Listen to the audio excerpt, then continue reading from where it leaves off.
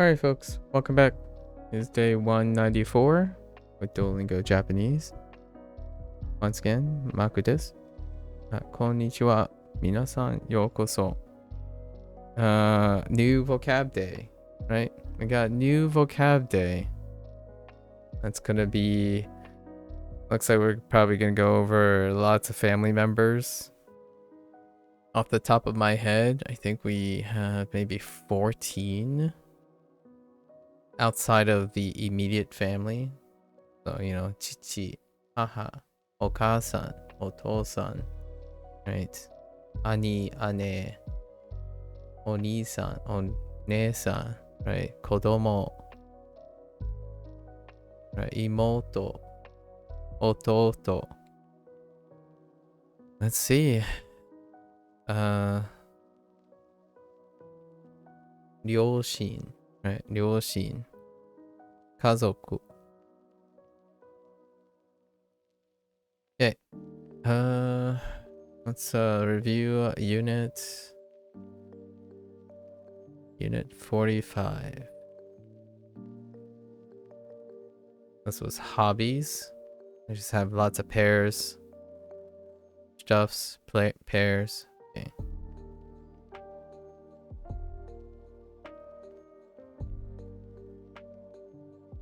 Hashiru.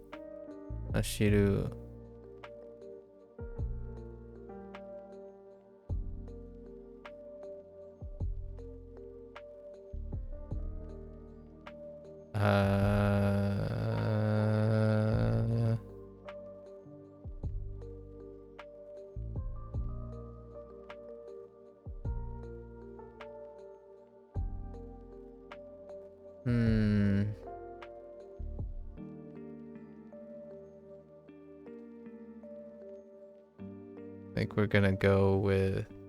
Sometimes I get this combination mixed up. Or I don't quite remember the bottom one. I think we're gonna go with this one.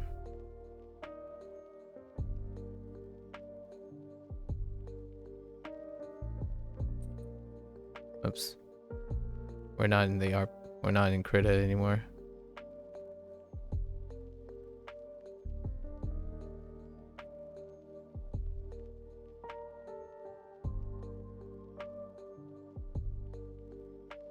Okay. Sample.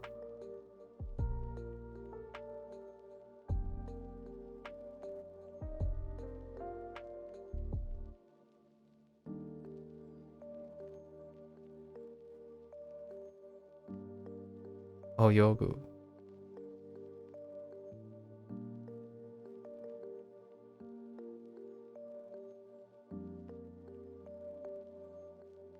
Oops.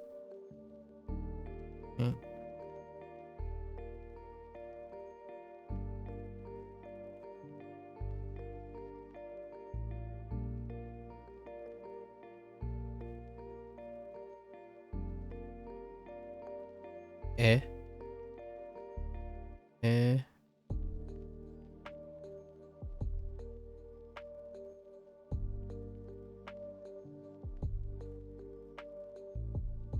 Kaku.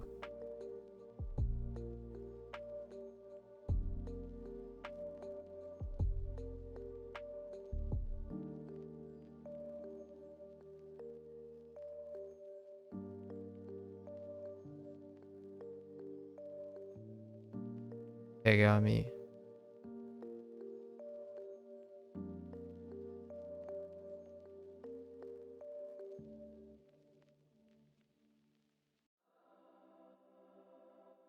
Kaku.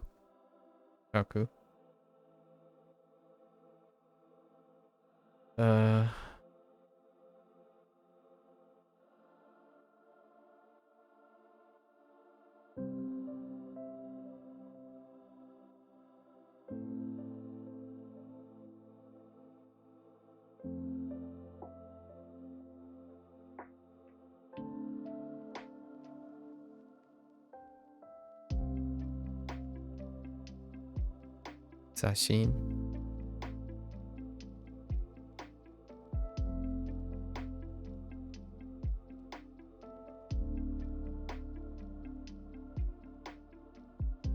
取る。取る。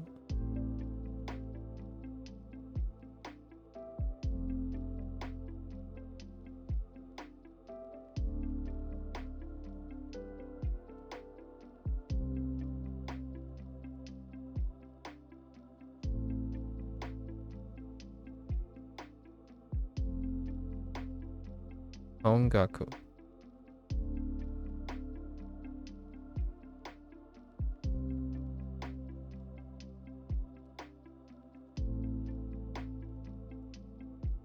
聞く。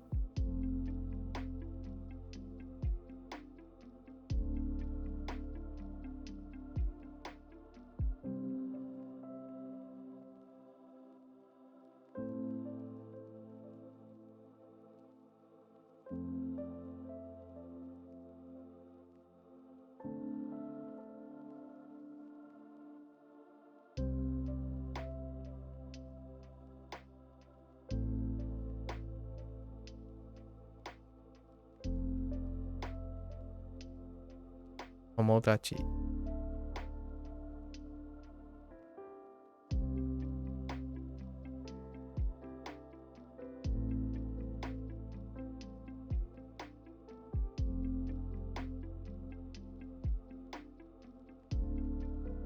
遊ぶ。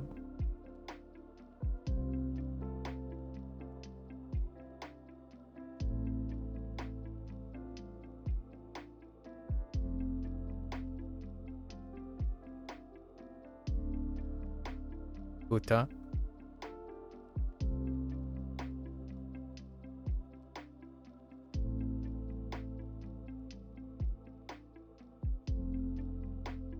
歌う。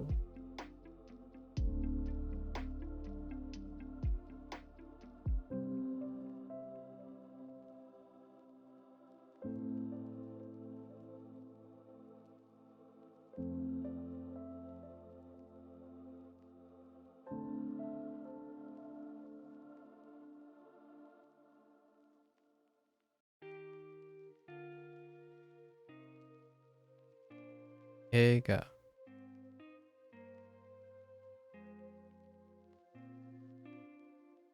見る。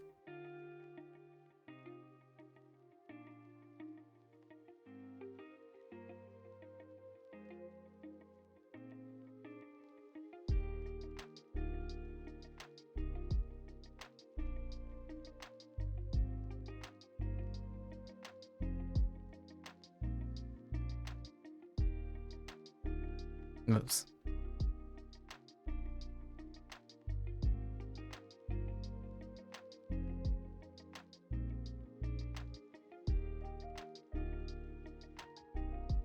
日本語。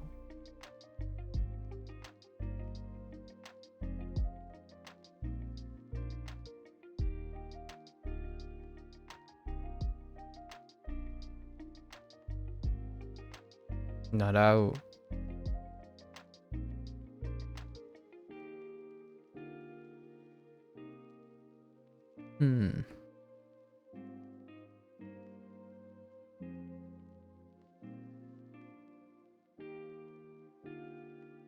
I got a counter 枚。1枚、2枚、3枚、4枚、5枚、10枚、100枚、何枚。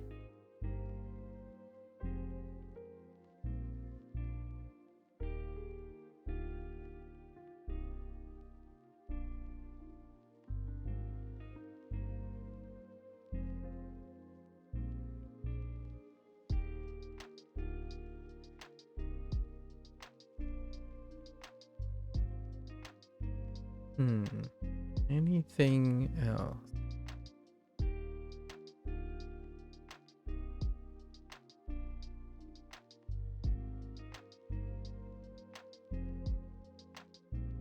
I think that's pretty good. Alright.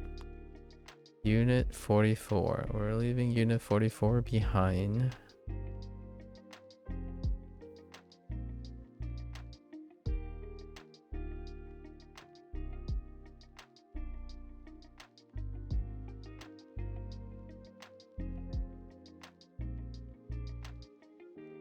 平日。平日。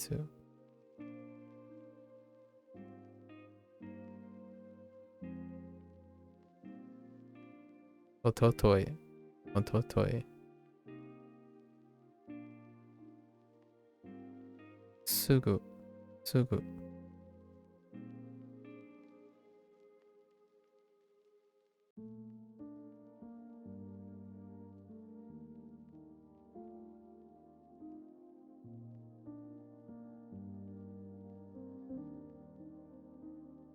掃除。掃除。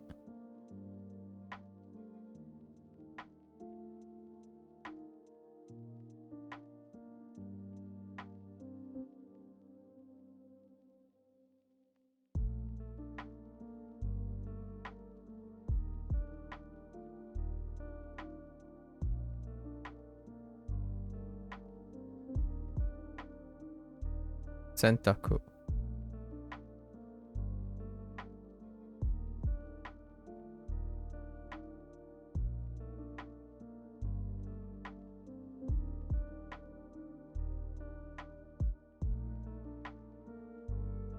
電気。Alright. Let's write a bunch of conjugations here.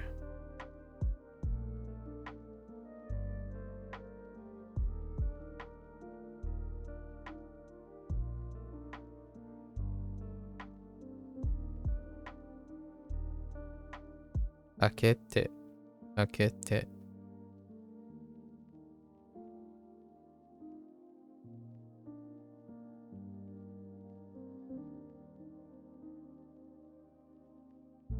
Shimete. Shimete.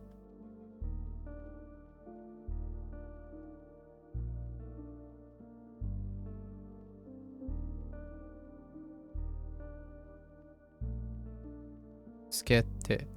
Skete.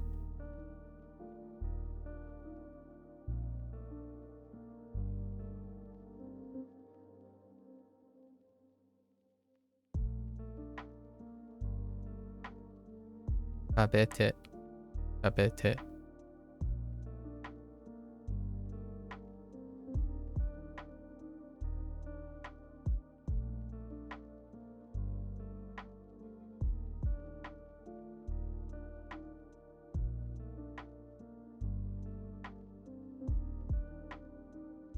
Abite.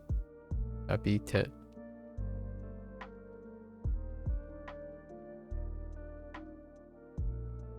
Shite.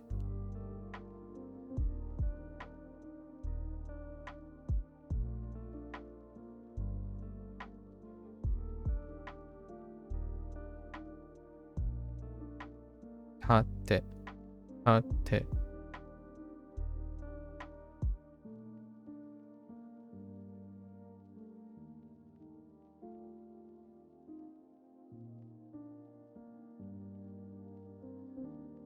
Suwate.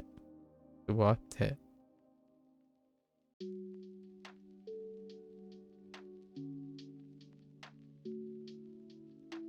Yes. Yes. I heard. Yes, I saw. It's very neat.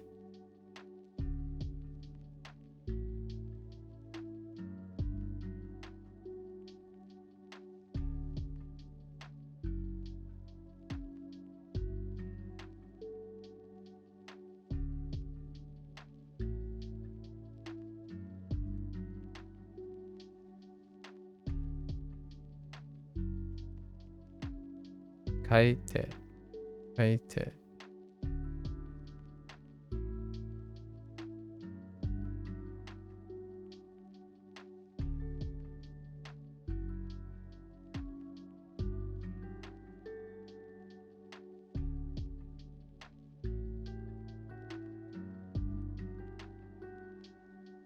Nonde. Nonde.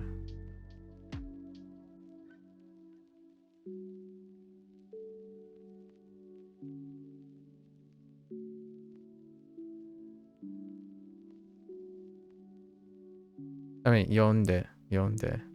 Nonde.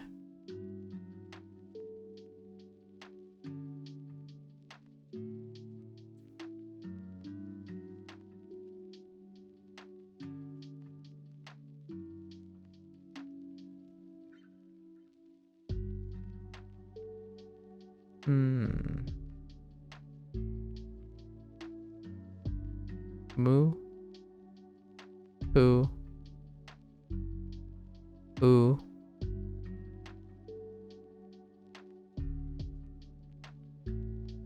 Do.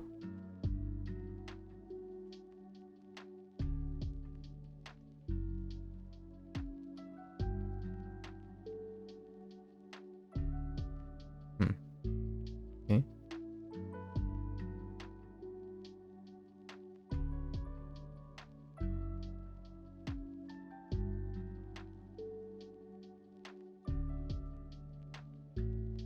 Sorekara.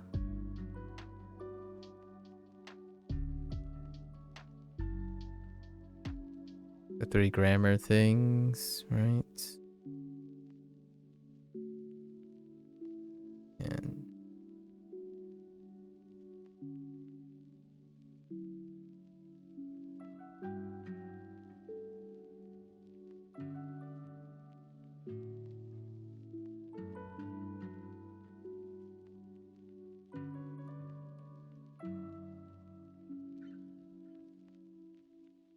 what the heck is with my hand? Oh my goodness. Okay.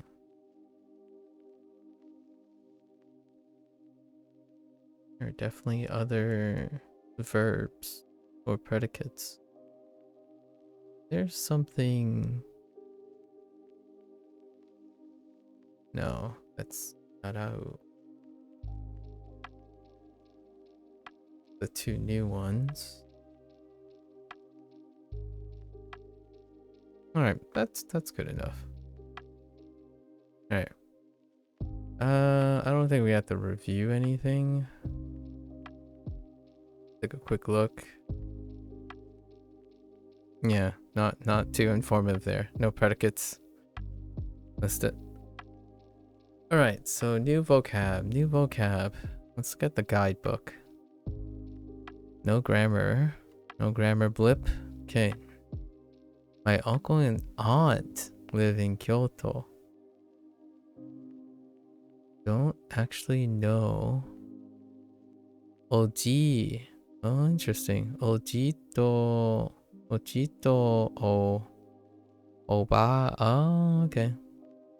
Oji and Oba. Okay. Checks out, actually. And then we actually know Sundeimasu now, because we have the te form. The te form. And then present progressive conjugation. So Oji to Oba wa Kyoto ni sundeimasu. Okay. おじとおばは京都に住んでいます。I have a wife and 3 children. 私に Oh, that's it. Oh, that's interesting. 私には Huh. Oh, hey, they use yeah, that's the same character. Minus the left radical from like Lao Po, like Po. Oh no, wait. Yes, Po. Oh no, wait. No, this is Tizi. Right, Tizi. Take a look. Yeah, Tizi. Oh no. Yeah, Tizi doesn't have a left radical. So Tizi, same deal. I don't actually remember the read though. There's Kodomo. 私には妻と3人の子供がいます。Tsuma. That's right. Tsuma. 私には妻と3人私には妻と3人の子供がいます。3人の子供います。あ、子供がいます。私には妻と3人の子供がいます。Okay. There's some things to be said about nin Kodomo. So that's interesting. Watashi ni wa, I have a wife and 3 children. So ima is being targeted to watashi. So watashi ni wa.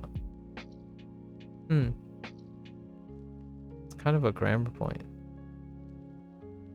And then using to.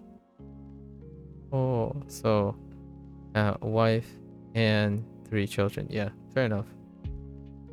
Interesting. My daughter is 8 years old.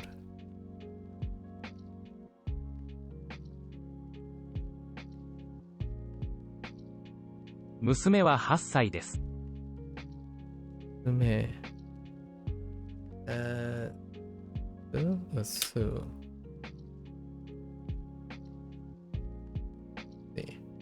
That's not quite extended family, but hey.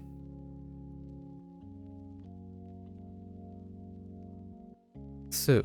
Yeah, musume. And they swapped it up. Oh, that's very different. Musume. Musume wa... Alright, sai. Musume wa 8歳です。娘は8歳です。8歳です。娘は8歳です。He resembles his father. That's new. That's also new vocabulary as well.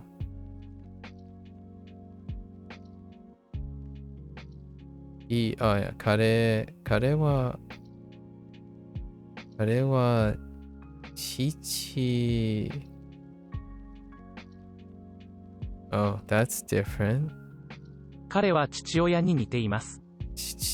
彼は父親に似ています。彼は父親に似ています。彼は父親に似ています。彼は父親に似ています。That is so hard to make out, and that is going so quick. 彼は父親に似ています。Alright, let me... Oya? 父親? Okay, 父親に... And what? 彼は父親に似ています。似ています?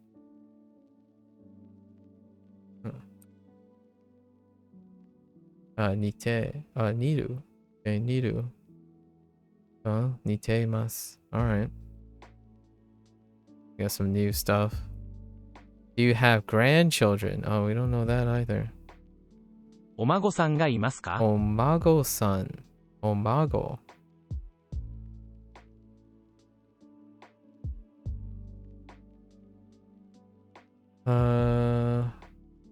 Which one did you guys end up using?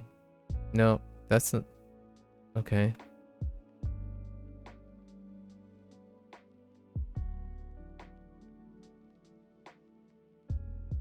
Mago? There it is. Mago. Okay. Okay, Mago. Interesting. お孫さんがいますか？お孫さんがいますか？ That's a very non... okay, there's some context clues in that character. My grandmother is 101 years old, a centennial. 祖母は101歳です。祖母. Yeah, we have 祖母. And 父母. Yeah, wait. 祖父.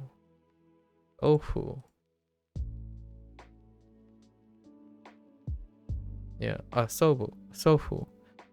So there's 祖母 and 祖父.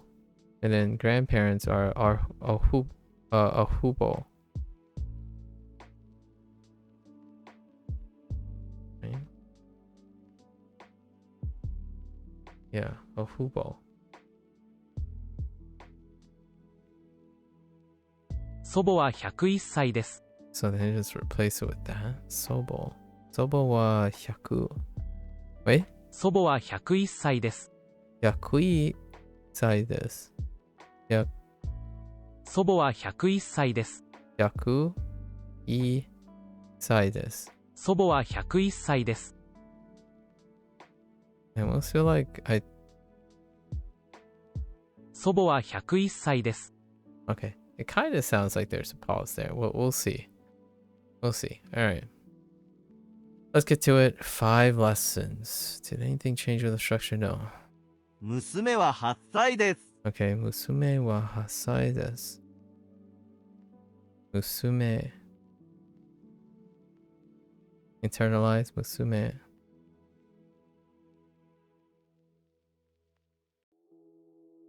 Okay. 娘は5歳です。娘は5歳です。娘は5歳。5歳です。Okay. 娘は5歳です。娘。彼女は私の娘です。彼女は私の娘です。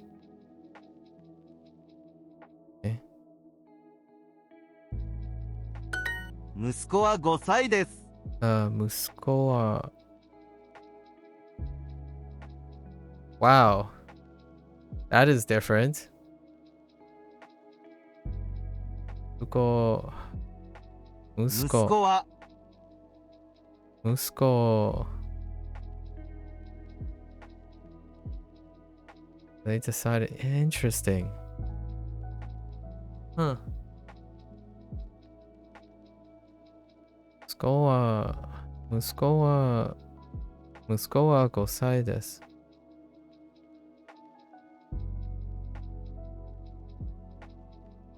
息子は兄弟が2人います。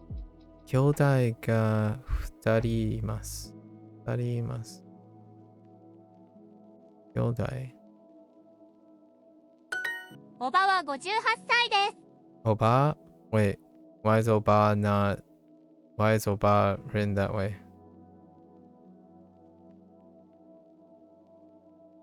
おば Oh, wait. おば Just kidding. So, おば and...おじ おば and おじ Interesting. おばは58歳です。58歳です。8歳です。58歳です。おばは58歳です。おばは58歳です。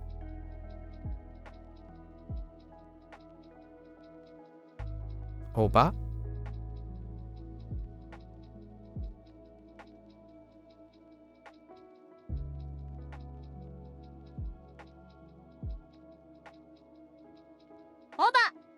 おばおじは62歳です。おじは62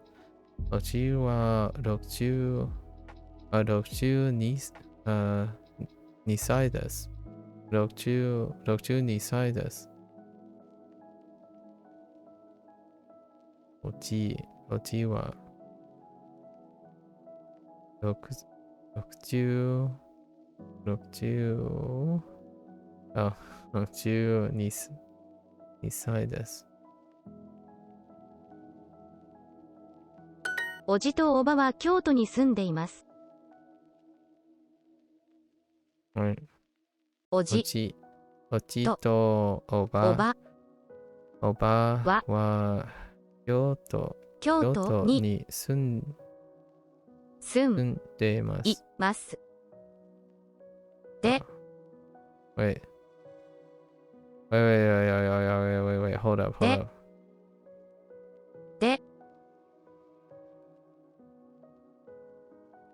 で、おじとおばは京都に住んでいます。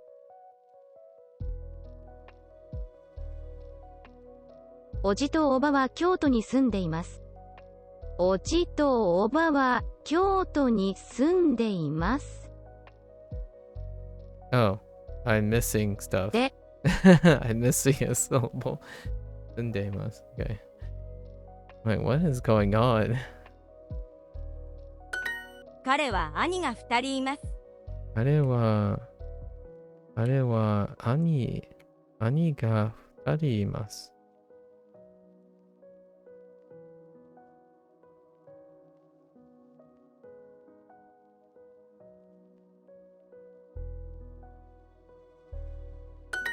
あなたと彼女は親戚ですか？親戚。親戚ですか？あなたの、あなたと彼女は親戚ですか？親戚。An interesting character.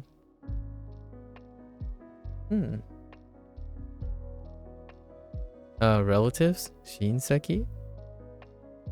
親戚。Yeah. We had this in the wedding. In the wedding unit. The bad wedding unit.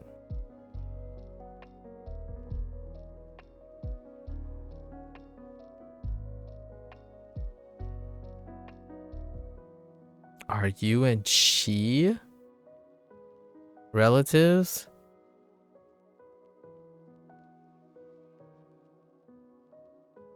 Yeah, that is grammatically correct, huh? Man, are you and she relatives?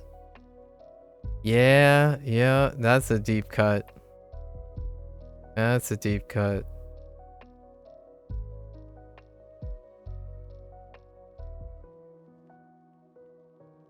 Is that what they're really looking for?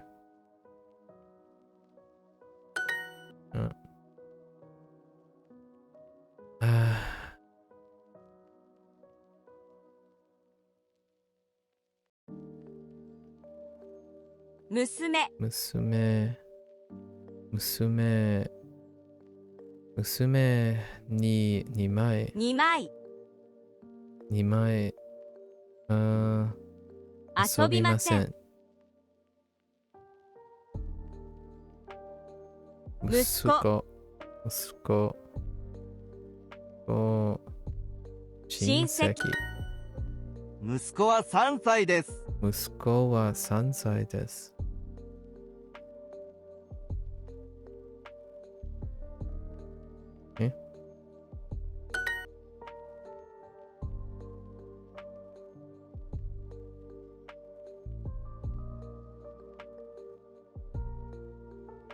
娘は8歳です。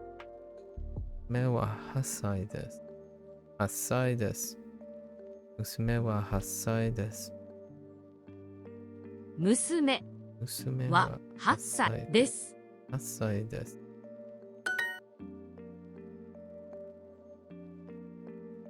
彼は兄が一人がいます。一人がいます。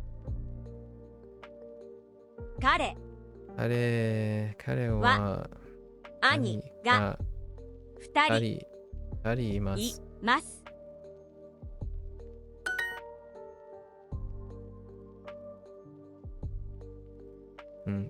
兄弟が2人います。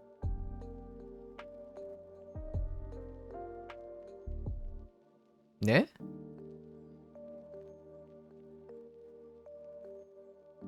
？No? Oh. 兄弟 Why are you writing it like that? 兄弟が2人います。Why you suddenly switch to that? Trying to keep me on my toes, I suppose.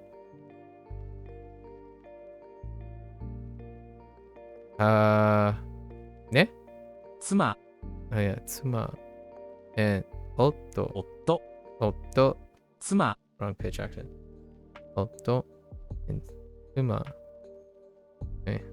こちらが妻のエリカです。こちら、interesting. こちらが妻の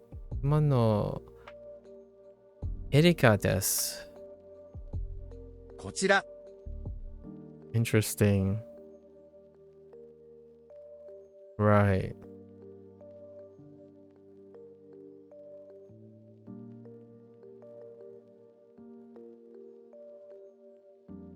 Yeah. こちらが妻のエリカです。Or you could say, no, you wouldn't go with the other one. こちら。こちらが妻のエリカです。うん。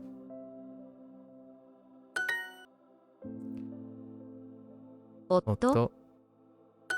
こちらが夫のダニエルです。こちらが夫のダニエルです。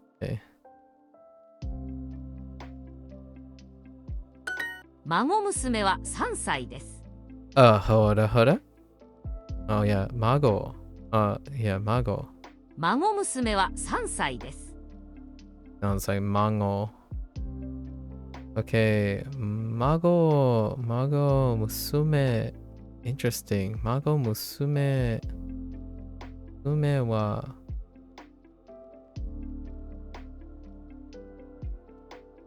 Interesting. So grand, mago. Okay. Mago, musume wa. Okay. Making sure.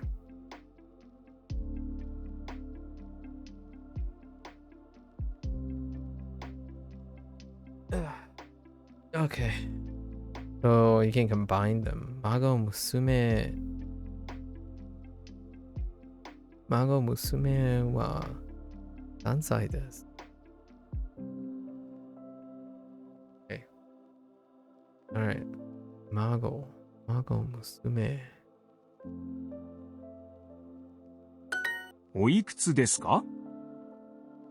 おいくつですか？おいくつですか？ Interesting. They put an O in front of おくつ。いくつ。おいくつ。おいくつですか？ Huh. How old are you? おいくつですか？ It makes sense. おいくつですか？ Interesting. I'm gonna have a hard time remembering that one. Although we can tie it together. So おいくつですか？孫息子は9歳です。孫、息子は9歳です。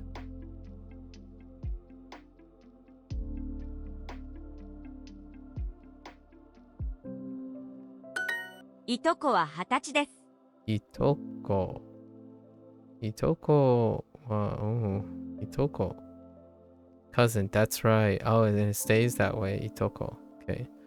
いとこは20歳です。20歳です。いとこは20歳です。Oh, 20歳 said. Oh, yeah, that's right. 20歳。Yeah, right. 20歳。Oh, okay. 20歳です。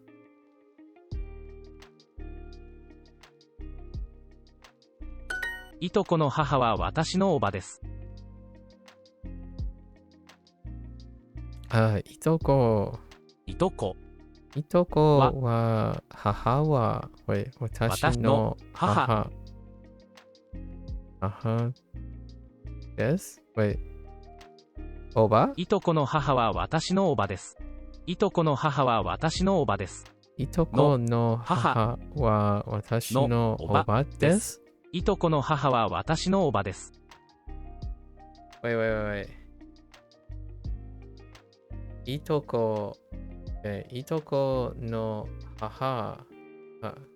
いとこの母。So my okay. My relative's mother is my aunt. Okay. That's fair enough. いとこの母は私のおばです。いとこの母は私のおばです。おばです。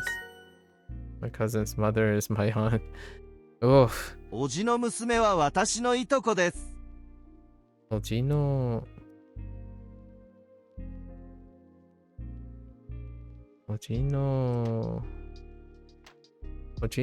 娘は私のいとこです。That makes sense. Oji no, my aunt's daughter is my relative. Yeah, that's fine. This stuff's already kind of hard to talk about, like relations, hard to talk about extended family in general. Oji no musume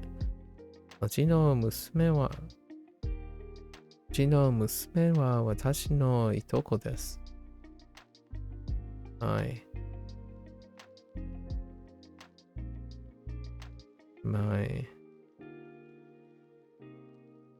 oji no musume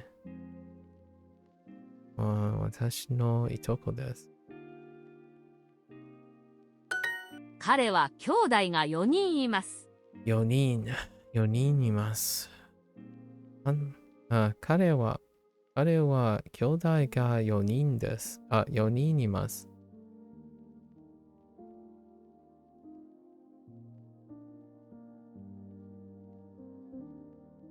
お子さんはおいくつですか？お子さん。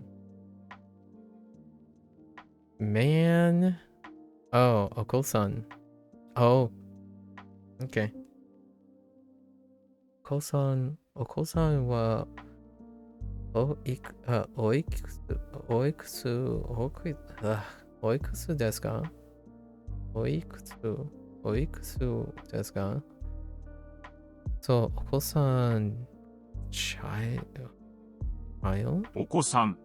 Yeah. It goes from 子供 to お子。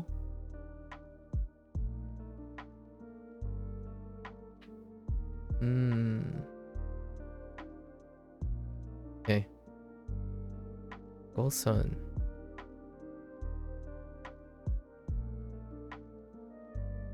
お子さんはおいくつですか？私には妻と3人の子供がいます。3人。私のは妻は私には妻と3人の子供がいます。私には妻と3人の子供がいます。私には妻と3人の子供がいます。子供がいます。Okay. Okay.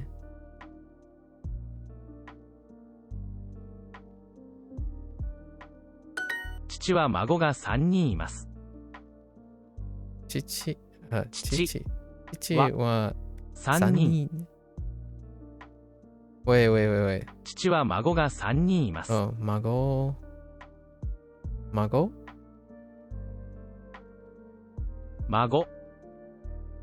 Okay. 孫3人がいます。父は孫が3人います。父は孫3人がいます。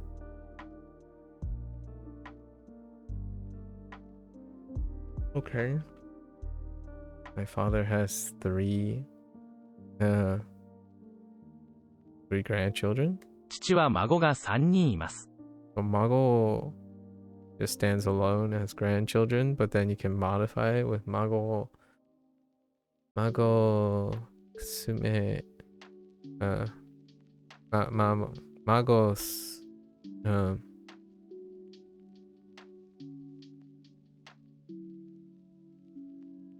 what the heck? Why am I drawing it? Musume, right? Musume. So you can do Mago Musume and Mago Musuko. Okay. Alright.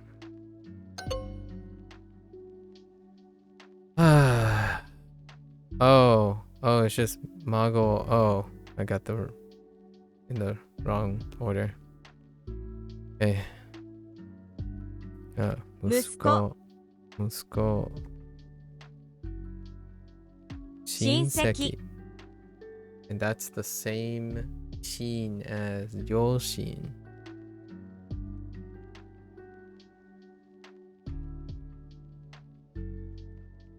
親戚。孫、孫。妻、娘。お子さんたちはおいくつですか？お子さんたちはおいくつですか？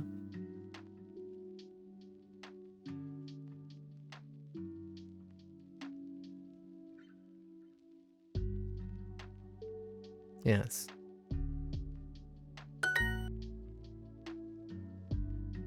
親戚、息子、娘、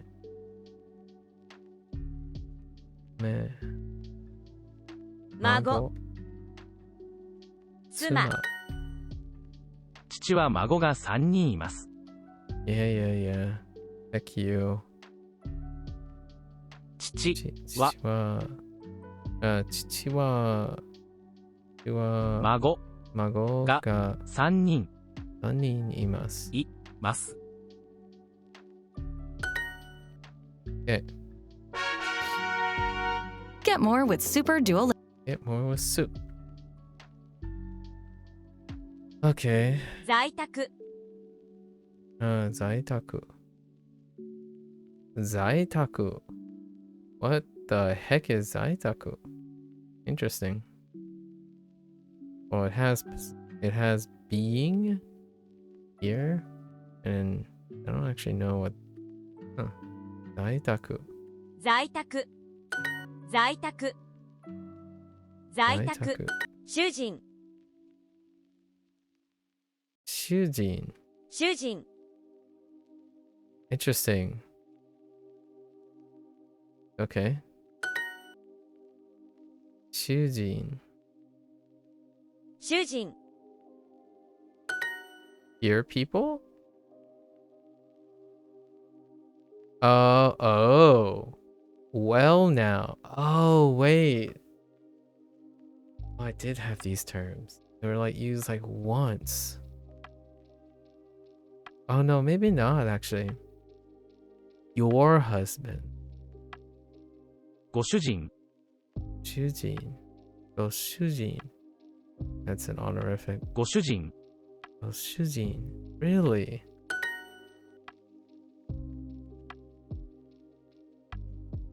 Okay. 祖父。祖父。祖父。祖父は100歳です。祖父は100歳です。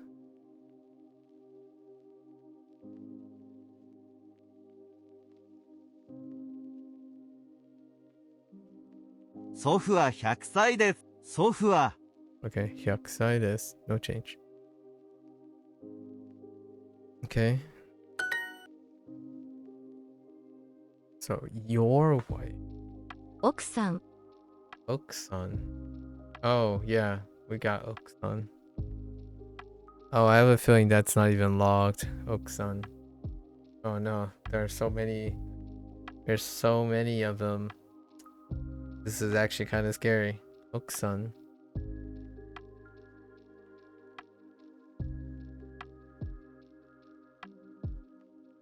Okay. 奥さん、奥さん. あなたの奥さんの名前は何ですか？ Can I get the Yeah, 奥さん. Yeah, we did have that before. あなたの奥さんの名前は何ですか？あなたの奥さんのあなたの奥さんの名前は何ですか？名前は何ですか？あなたの奥さんの名前は何ですか？奥さん。Okay. あなたの奥さんの名前は何ですか？ I'm trying to figure out how I'm gonna sort all the things.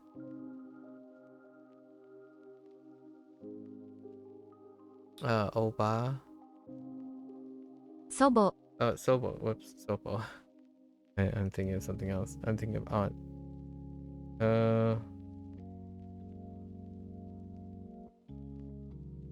Okay. Sobo. Oh, right. It was Sofubo. Sobo. Sobu. And Sobo. Okay. Alright. Alright. 祖母は101歳です。 Sobo wa yakui sai desu. Yakui. Wait. Oh, I can see it here. Okay. It's just that they don't pause that long. Okay.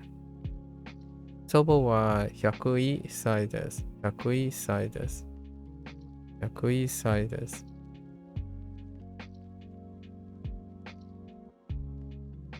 Okay.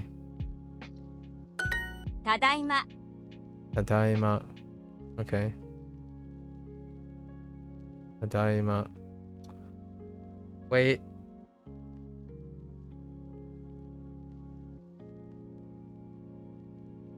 I was thinking maybe I could ただいま。 No. See,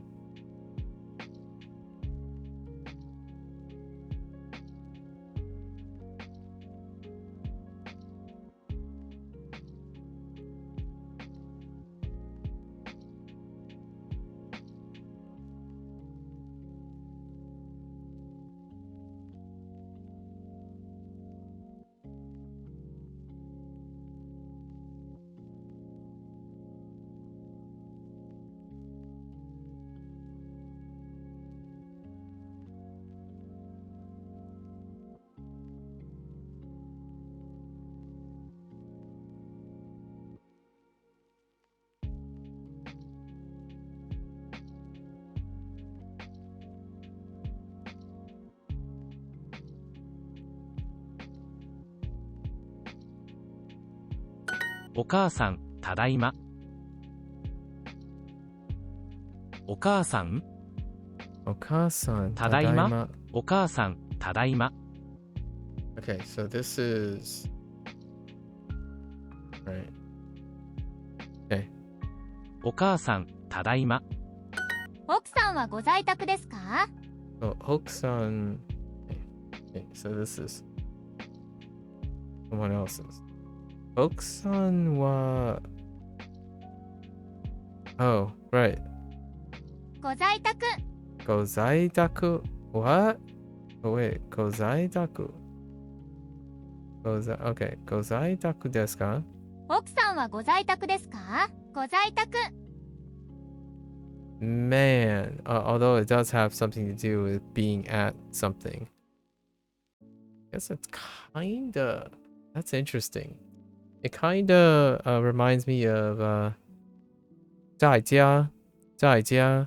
So being at home, but the 家 or the 家 is modified because it's probably someone else's house except instead of your house. Maybe. That's probably how I'm gonna remember it. But Gozaidaku. 奥さんはご在宅ですか？ご在宅。 Gozaidaku. Man, Gozaidaku. Oh, okay, so this is Zaidaku. Oh, Gozaitaku. Gozaitaku. Gozaitaku. Gozaitaku. Oksan wa gozaitaku desu ka? Boy.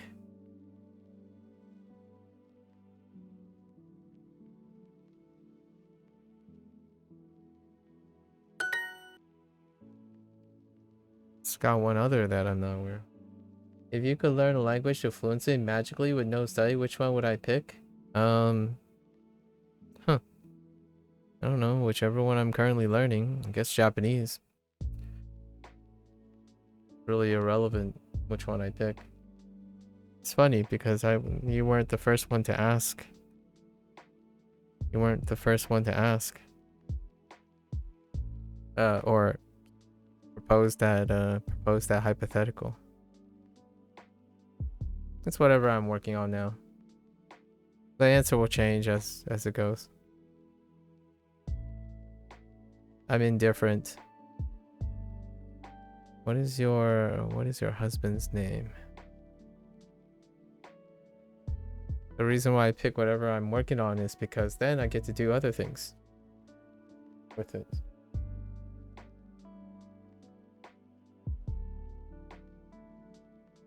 What is your husband's name? Otto. Oh no, wait. Your husband probably has... But do we still use Otto? あなた Oh no, we don't.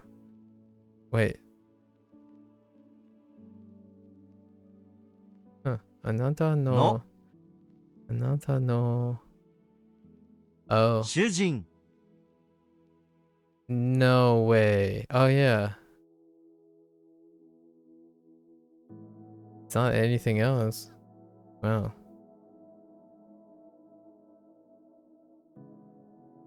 I see the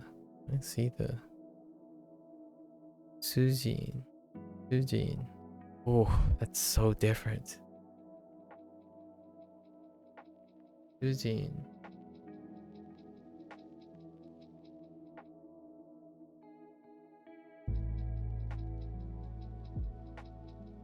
Oh, the head of the household. Oh, and then one's husband. Okay, interesting. Sujin. Not quite what I had in mind. Huh. You know, it's kind of like... It's kind of like Musco, where they preserved like the ko, and this one preserved the jin. Interesting. But then when you go to like musume and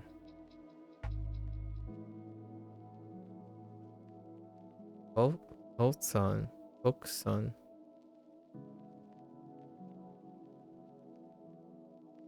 Oksan just goes off to somewhere else. Interesting. Anata no shujin. Anata no shujin no namae wa nan desu ka? でか Oh, ご ご主人。ご主人。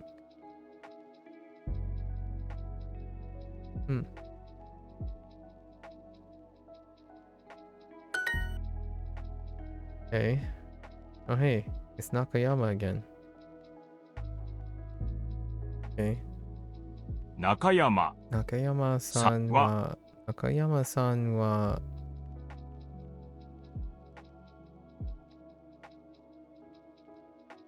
5 Wait.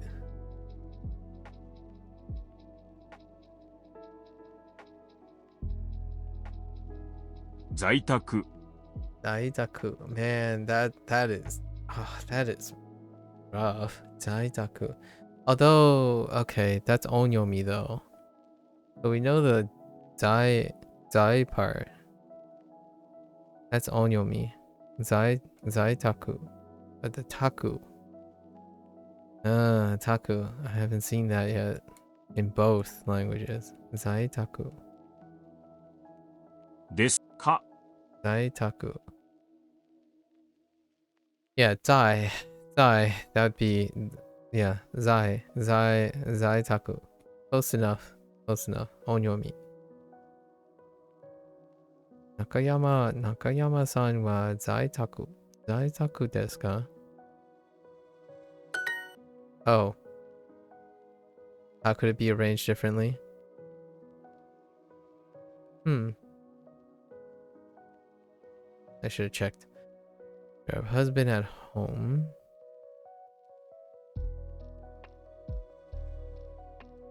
主人 Suji. Guess it. Yeah. I guess it shares with the same read. But man, that would throw me off pretty hard. Shujin. Shujin wa. Shujin wa. Zai taku. Go Shujin. Go Shujin wa. 在宅 在宅。在宅。在宅。ですか？はい。ですか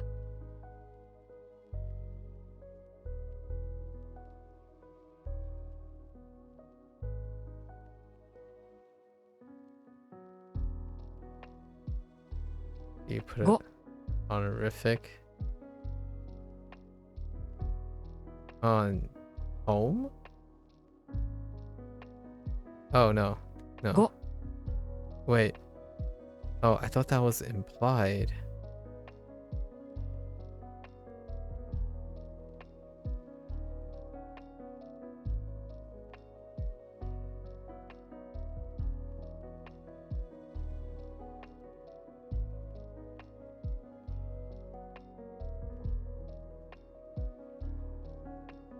Hmm.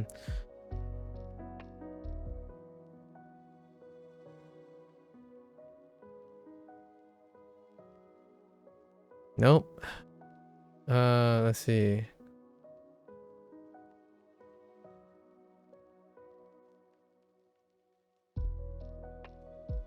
No? No?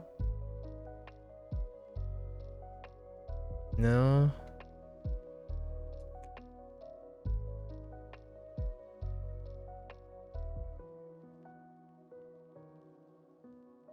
Really? I have no idea.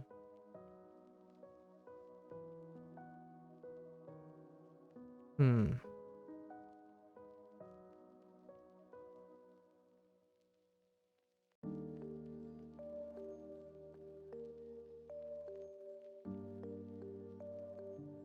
Feels like you would just place an O, but let's just throw this in here. I figured. Interesting. Okay. Alright. Oh my gosh. Okay, so now where are we going? We're going like not yours, but others. So Oba-san. おばあさん Oba-san. Oh, this unit is gonna be a little tough. おばあさんはおいくつですか？ Pretty easy to organize, or like I see the organization in my head, but we're gonna have to write it out. There's some really not familiar reads. Oba-san. Oba-san wa okay. Oikutsu desu ka? At least we're gonna remember oikutsu. Oikutsu desu ka? Oba-san. Now we're talking others, not yours or mine.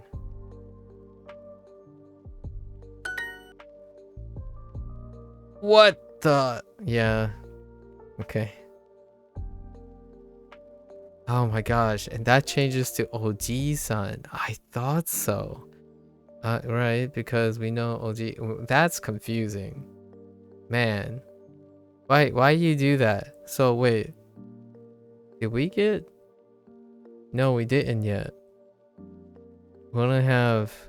Huh. おじいさん We don't have like third person aunt and uncle yet. Oh man, Oji-san. お Alright. じいさんはおいくつですか？ Oji-san wa oikutsu? おいくつですか? Boy. Alright. 行ってきます。行ってきます。行ってきます。Okay. 行ってきます。Interesting. 行って and then きます。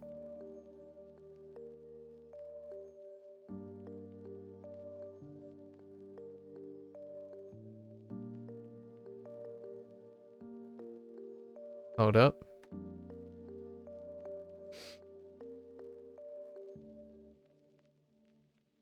Prisoner. Yuji. Oops. Yeah. Yeah. Yeah. Shushin. Yeah. That's husband. Sure. You love this language? That's good to know. Ooh. Okay. Ite. Right? Ite. And then... Right? That part makes sense. And then...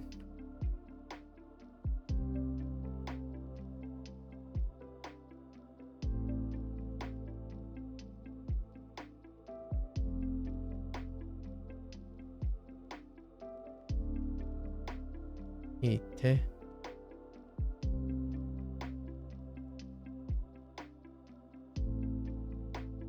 Okay.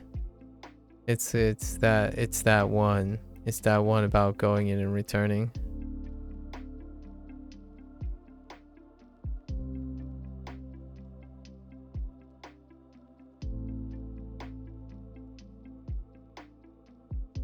Yeah, come and go. So they just right, because they combine both of them. Right, it's iku and iku and kimasu. Itte and kimasu. Yeah. Coming in, going and then coming back. Do you use any other resource other than Duolingo and Shanshingo? I use a ton of resources. I use a lot of other resources. Itekimasu. I don't use them for studying though. おかえりなさい。 Not really. Akaerinasai. Akaerinasai. Okaerinasai. Oh, the formal. おかえりなさい。 Okaerinasai. Okay, so we have three common phrases, right? I have to sort that out too. Okaerinasai. It stays hiragana. Okaerinasai. It's kind of weird to want to desire this to be some sort of kanji. Okaerinasai.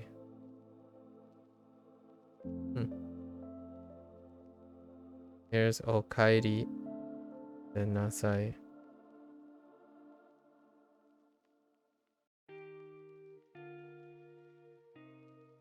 Don't quite know enough. Break everything apart. Fine. Okaeri nasai. おかえりなさい。 Alright. おかえりなさい、お父さん。おかえりなさい。 Okay. So it's the other way around. Interesting. お父さん。おかえりなさい、お父さん。 Okaeri nasai.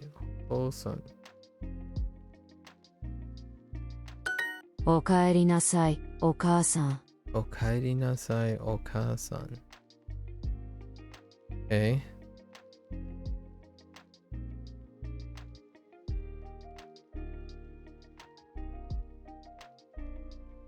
Listen, Tua, let's talk about this.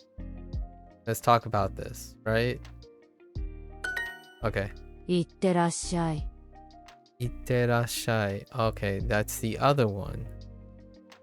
So the guy, right? Itekimasu. Itekimasu. And itara. Iteranash. Iterashna. Shai. Iterashai. Iterashai. Iterashai.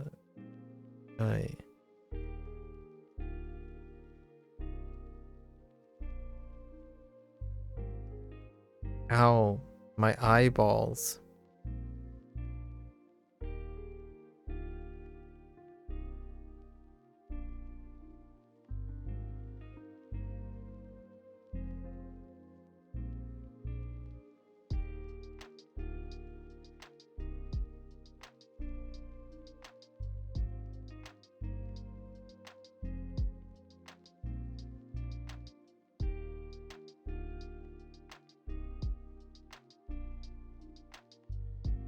Okay, indicates that you'll be leaving soon, but please do come back safely.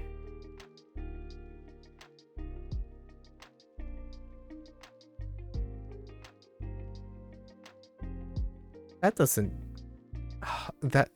They just did a tense swap there. Oh my gosh.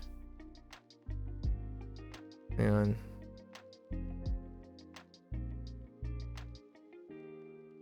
There's something to be said about trying to explain like common like utilitarian phrases, but then when you're reading the English descriptions, the English is not great.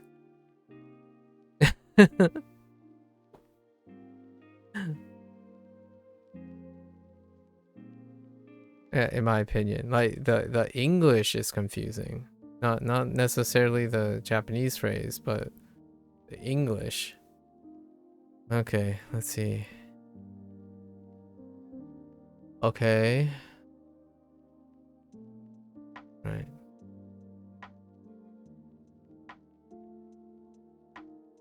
Okay, okay.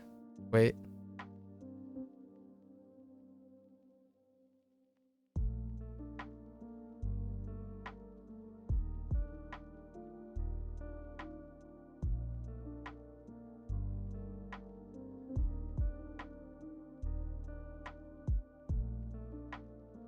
Okay. Okay. So this is the other direction. This is from the person to the person leaving, and then the other one is the leaving person to the person staying. Right. Iterashai. Iterashai. Itterashai. Iterashai. Okay. Alright. Units kind of... So, alright, we need a separate thing. So there's age stuff, all the family members. We gotta separate them between like yours and mine and theirs. And then we have greetings, come and go. Okay. Itterashai. Iterashai. Okay. 彼は父親に似ています。彼は父親... No. Where are we going with... Oh yeah, chichi... Oh man. Wait. 父親。父親.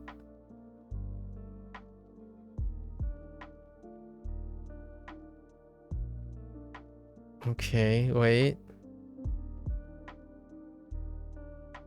Alright. 父親。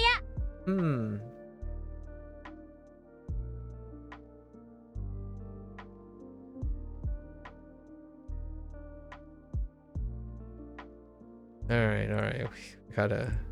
Okay. Yoya. Alright. Chioya.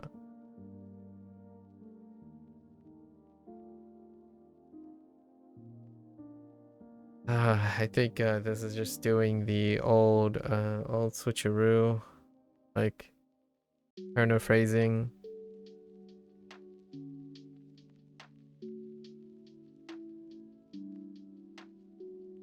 Eh, 彼は父親に似ています。say mini or ni? Just ni, right? Nini? Oh yeah, right. That's right. The ni before it. 似ています。そう父親に父親に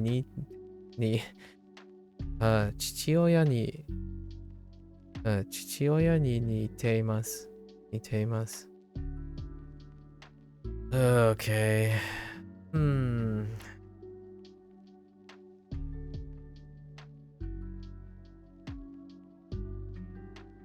I gotta think about what is it with 父親 as opposed to like 彼はお父さんに似ています。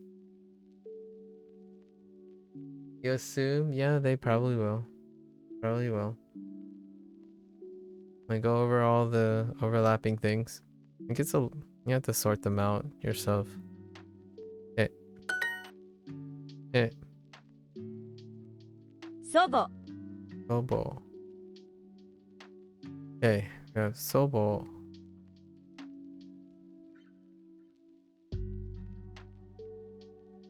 Okay. 親戚、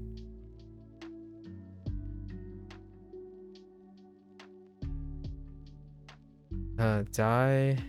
在宅。在宅、 Oh yeah, right. I'm using a different set of phonemes now. 在宅。在宅。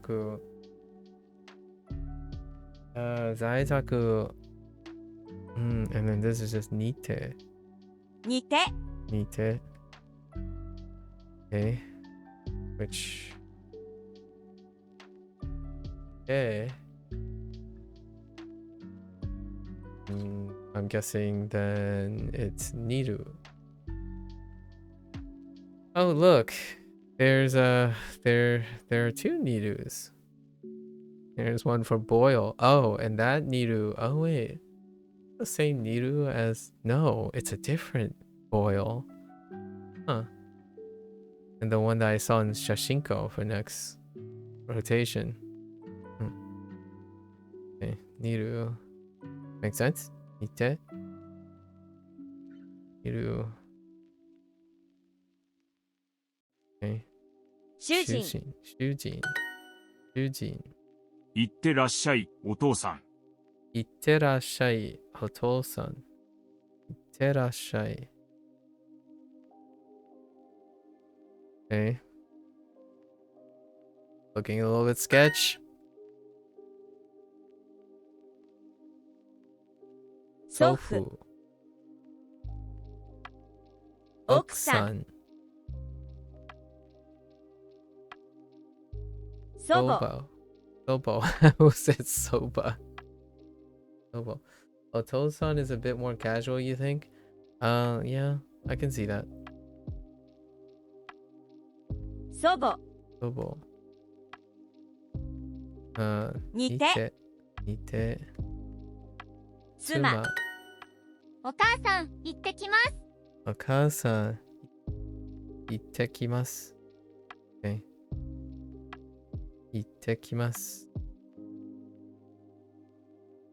お母さん、行ってきます。Or, oh no, Duo, don't do this. You better not. Oh my gosh, Duo, don't you dare.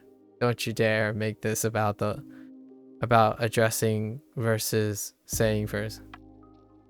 I'm gonna go with this.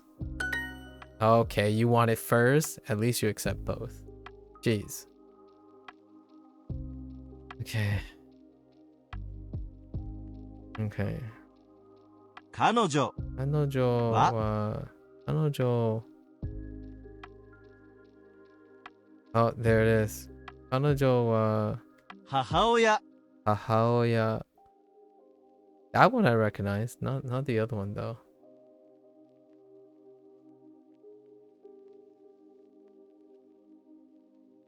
Okay, 彼女は母親。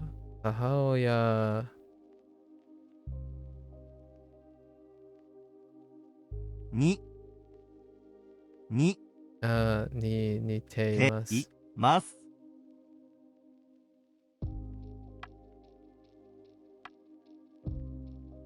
彼女は母親に似ています。Okay.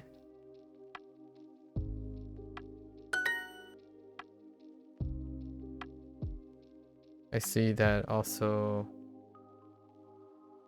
Niru is directionally related to the thing using ni. Big brother, take care. Okay. Guess that means I can do it in the same order. 兄さん。お兄さん。お兄さん。いらっしゃい。いてらっしゃい。Yeah. But they're breaking it up to show you that it's equal. And curious. Da. So, da. Shy. Okay. Oh. Well. Maybe we'll find out in the future. Oh, wait. No, wait. Yep. Oh, there it is. To be doing. Da shy. Special class. Go down verb. Adu class. Da sharu. As well. Interesting.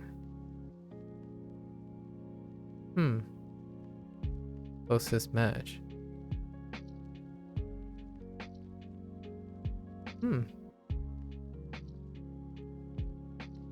Okay.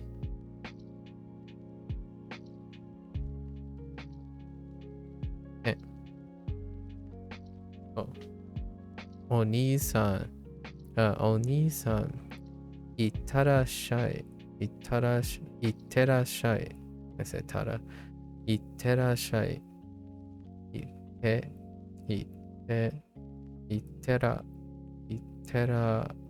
Itterashai. Okay. Okay.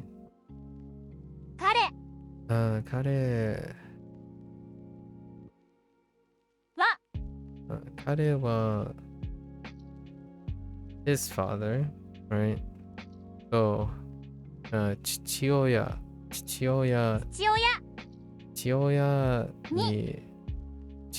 に似ています。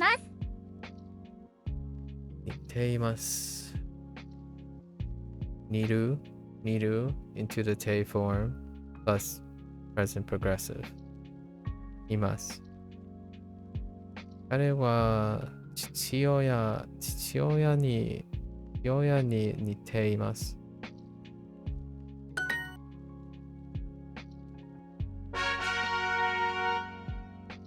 Get more with Super Duolingo. Get more with soup. Alright, so we do have a bonus, right?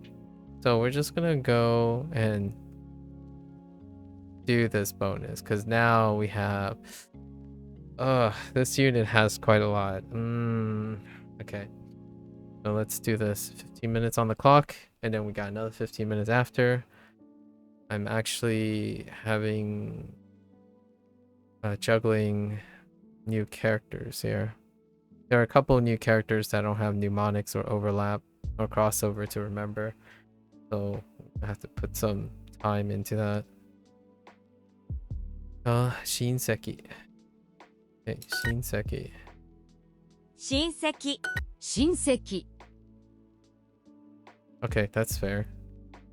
親戚 No surprises here other than the first two strokes.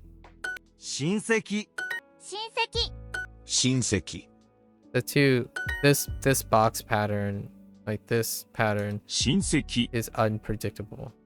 親戚 Not 親戚 particularly predictable 親戚 between languages. 親戚 I'll have to pay more attention in the future. 親戚親戚 But this is fine. 親戚 So seki is fine. We've already received shin. Right. Musko. We already have ko, just musu.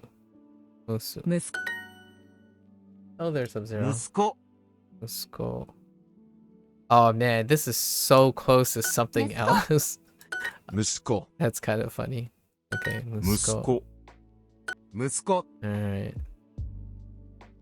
息子 That's what happens.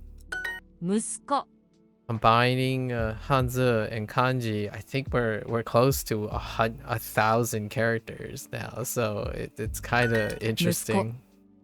息子 It's like, but 息子 it'd be fun to Musko. mess around with in the future. 息子息子 Okay, 息子 maybe one day I'll just do like a really long session and see how we can organize all the characters for fun. I haven't thought about how I'm gonna go about that. 親戚 Shinseki. Shinseki. 親 What are 戚 you up to, Sub-Zero? 親戚 Did you decide on an elective 親戚親戚 to replace your current Shinseki. one? Yep, 親 the one 戚 that you dropped yesterday? 親戚親戚親戚親戚親戚親戚 Yep, so you're actually making things more difficult for yourself. Who's Sub-Zero? He's someone on Twitch that I have talked to for quite some time now. Okay. I mean, Sub-Zero's the imaginary, like, goblin I hide in the corner of the recess of my brain. I talk to him every once in a while. You know, I let him out and breathe every once in a while. Musume. Nah, it's just someone else. He lets me out of the shadows sometimes. 娘 So how are you making this more difficult for yourself after dropping the elective that was making it difficult for yourself? Sub-Zero, you gotta clarify that Musume. for me. What are you doing? 娘 Musume. 娘 Recorder. 娘 Oh, this could throw me off because it's like hun, but with an extra. Oh no. 娘 娘 Musume. 娘 Okay. 娘 娘 You added another elective instead of replacing it, basically as a backup, so that if I notice that's not going to work with the difficult one, I have the other to lean on. But it's more. Oh, okay. I see. So you want to do them in tandem in case. Musume. So you really did go for Plan Musume. B, as opposed to a 娘 substitution. You quite literally went with a Plan B. Or, I take it back. It's not a Plan B. It's more like a contingency plan. Like you really did mean backup. 息子 Let's go. I get it. I'm 99% sure I'm gonna drop it, yet you want to hang on to it? Oh my gosh. Boy. Musko. Do you ever get kanji and Hanzi mixed up? Sort of. But I wouldn't call them so the mix up helps me remember this stuff. So maybe. Oh. 息子 So when I get them mixed up, it helps me remember them. 息子 So like I deliberately mix them up. 息子 But if you mean, you Musko. probably mean, 息 do I 子 ever say the wrong thing? Do I ever say the wrong thing when I mean to say something else? 息子 The answer is sometimes. However, it doesn't make me say the wrong meaning. 息子 Because if you get them mixed up, that means they're similar, if you know what I mean. Or 息子 and then the ones that are different is very difficult to mix them up because Let's go. they mean very different things. If that helps. So like I deliberately mix them up. When I see a character that shares meaning, I think of both of them at the same time. Or I try to think of like this one. This is die. Die as in here, or like or it can be a gerund, like die chu, like I'm going, or die kan, like I'm reading or something. And it's also presence. So like die jia is at home. And the reason why I remember this right here, this phrase right here, is because of zai jia. Not necessarily because I have anything with Japanese to attach to yet. But this phrase here means at home as well. So, zai taku. So they swapped up. Jia is kind of structured like this, so it helps. Turns out I'm actually kind of liking the other elective you took, so I'm kind of having a career crisis right now, whether or not I should have picked that as a specialization instead. You sound like you're gonna have. 親戚 Are you sure you're not setting yourself up for a hard decision? I sense a disturbance in the force, young Padawan. Shinseki. 親戚 Sorry, 親戚 I could not help but resist. 親戚 I was gonna say grasshopper, but that's like too boomer. Saying grasshopper, it makes me 親戚 feel like I'm an old Chinese man. So we're not going with the whole grasshopper 親 thing. 戚親戚親戚 Although granted, Star Wars is 親戚 basically boomer culture at this point now too. You're too indecisive. It's always like this. I'm sorry to hear it. You gotta put down, or you gotta make some strides in putting down your priorities, you know? Like solidify them, or make an attempt over time to solidify some of the things. Find some consistent metrics that allow you to like properly be. I think one of the metrics are to try to be satisfied with your indecision comes with the idea that you are focusing on the potential outcomes as opposed to the concerning yourself with the pragmatic predictability of those. So like you might be slightly looking too far off, so everything becomes very fuzzy, right? So that means it's very hard to predict. So as you go and look further and further about the potential interest, there's like too many possibilities, and then you want to hold on to all. At least that's my impression you're giving me. So you gotta strap down and ask yourself what's important to you right now, I suppose, and then try to negotiate that somehow. 娘 Sume. Not professional advice, but I totally can resonate with how you feel, right? When I was younger, very similar experiences. 娘 娘 Like I am, 娘 if I were a bit younger, I'm like one couple decisions from a midlife crisis of wanting to be a polyglot, for example. But since I'm 娘 much older and experienced, 娘 for better or for worse. I have the discipline to not have to succumb to my own ambitions, 娘 my wild ambitions, I suppose.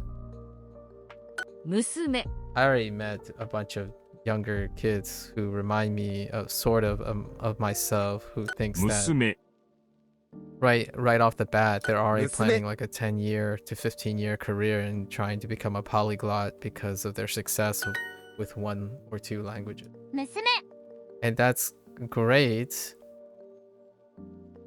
and I hope they succeed. It's very risky, as you can imagine, and that's probably what you're trying not to do. You're trying to keep as many options open. We already talked about this yesterday. I am a very pro options kind of guy, so I love to keep as many opportunities open at all times. And regrettably, I think in your situation, I'm not entirely sure if you're stretching yourself thin. That has happened to me before. That's the result of burnout. Burnout is when you start hoarding. You go to the other end, right? And you start hoarding as much opportunities as you can possibly muster. So then you're on like an edge's knife. You're on the knife's edge. Sorry, that's I messed up. You're on the knife's edge. So anything that it's gonna stack on you can tip you over. And that's kind of like that feeling of getting close to a crisis. Your coping mechanism is that I try to gaslight myself into thinking, nah, those courses are whack anyway. 息子 I can feel that. I can feel that. Musko. 息子 Careful. Don't. If there's anything 息子 as a like concerned citizen, right? As a concerned citizen for the academic Musko. health and the mental health of 息子 intellectual, 息子 a fellow intellectual, is that 息子 knowing you can handle something doesn't necessarily make you very flexible if you're already at maximum capacity, right? So 息子 regardless of how much you try to preserve as many opportunities you have, when the opportunity presents itself and you're still trying to preserve all the existing opportunity, one cannot be able to entertain those opportunities, especially opportunities that come by where you did not envision it, right? So leaving some space for 息子 serendipity can be a nice mental reason for not like over inundating yourself too strongly. Like for example, I didn't take the opportunity to Musko. network many times during conferences and Musko. stuff in my career because I was stretched so thin focusing on the task at hand. Like, Get more oh, with I have to go to this meeting, this seminar, I have to say hi to this and whatnot. And then I don't know how many opportunities I lost networking naturally with things serendipitous, right? So it's, and also here's like a little thing. I planned all those things. So that means when I go there, anything that may come up would not be entertained anymore. Right? You wouldn't get the idea like, oh, suddenly your mentor stopped by and say like, oh yeah, we're gonna grab a drink with this very influential speaker, and meanwhile all you're thinking is, wait, but I already committed to all these other things. So that kind of thing happens quite a lot. So I always tell myself like, okay, well, if I don't have a plan B, however, it does leave a space for a wild card. You know, one day you're like, oh, I could chill for a little bit, and then you look out the window and you see someone and you like, oh yeah, that's what happens, right? So occasionally that's what I tell myself. If you're talking about like a coping mechanism or a self-gaslighting something, that's kind of what I tell myself a lot of times. I leave myself open for opportunity. as opposed to jam packing my any opportunity that I see fit, that I could imagine.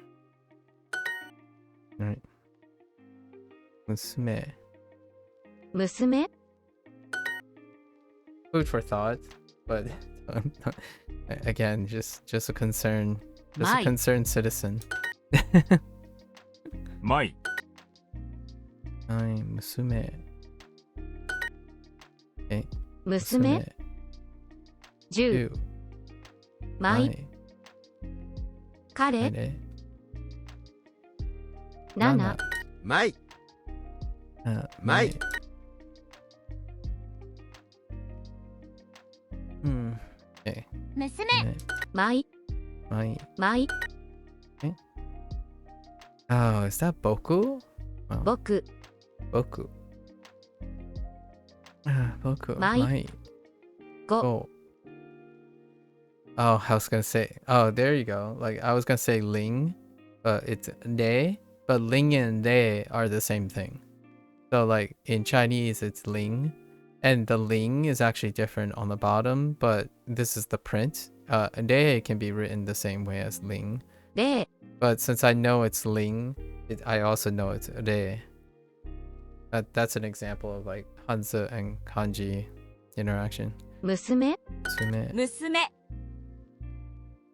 む Okay. Sume. This is like tian, right? I could say tian, but it's still sen. 1000 So sen and tian are one and the same. 7 Nana. I could say T here, but Nana works. They're both 7 as well. Let's see. 娘 Sume. マイ Mai. And then this is 姐姐. Jie. 姉 Or right, ane. Okay. I don't have anything from Chinese for this yet. So my is my still. マイ I マイ okay. I 100 yaku 彼 are 娘 musume 7 nana.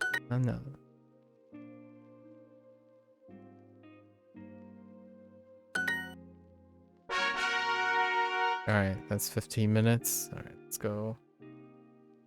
Let's go back to our 1. For yourself, you're starting to realize that those subjects that you have an extreme passion for might not even be the way to go. Interesting.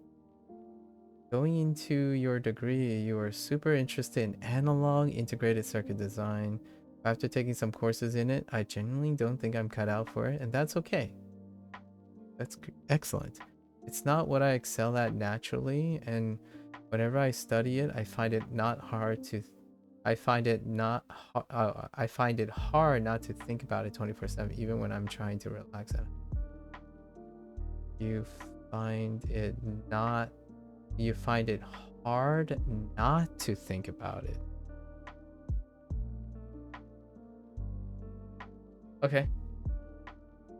Relax on. There are other subjects that I excel at more naturally, even though I don't have as big of a passion for it. It's relaxing to not have consistent overstimulating my brain with trying to get new concepts.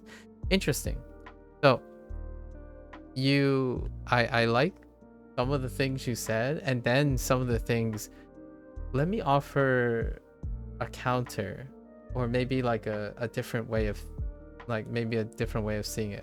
I'm gonna tell you why I paused. The thing the thing that easily occupies your mind is the thing that you're most passionate about. The thing that you find that is easy to not think about, those are the things that you are likely not passionate about, if you know what I mean. Having a passion for something means it's overstimulating and exhausting. Having something you're indifferent to is something that's relaxing and not stimulating out. So in one way, I can kind of see why you're having mixed signals with yourself. To me, that would be my conceptual understanding. Where like If you go home and you can't stop thinking about it, then you're probably overly concerned with it, aka like you're very passionate about it. Usually passion does not correlate well with ease or genuine talent. So if you excel at something, that doesn't necessarily mean you're passionate about it. And oftentimes people choose what they're less passionate about as a compensation for its ease. So if you're naturally talented in something, often that, in my opinion, is naturally not the thing you're passionate in. It's something you're good at. And that's kind of, it's very real. You're not, I don't know how guaranteed I could say this, but it's very reasonable to tell you that this is probably something that if you talk to your university colleagues and maybe your peers, myself and my peers, this is a really common discussion. Often, what you're good at, you can turn into a profession. What you're passionate about, you can turn into a hobby.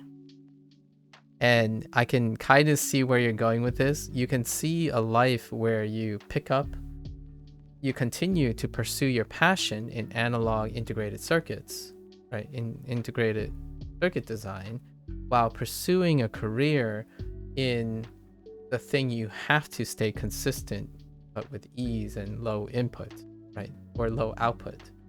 So ideally, if you're thinking about what I'm thinking you're leaning towards, is that you're going to, it is very pragmatic to pursue the subject you are naturally good at.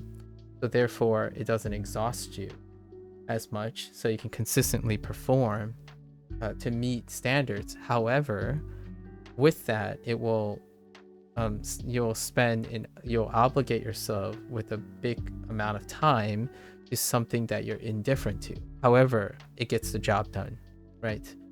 It's very easy. You can produce consistent results, which makes for a great pragmatic career. And then while you're doing that, you can ease on in and integrate the thing you're passionate about and maintain it as a hobby.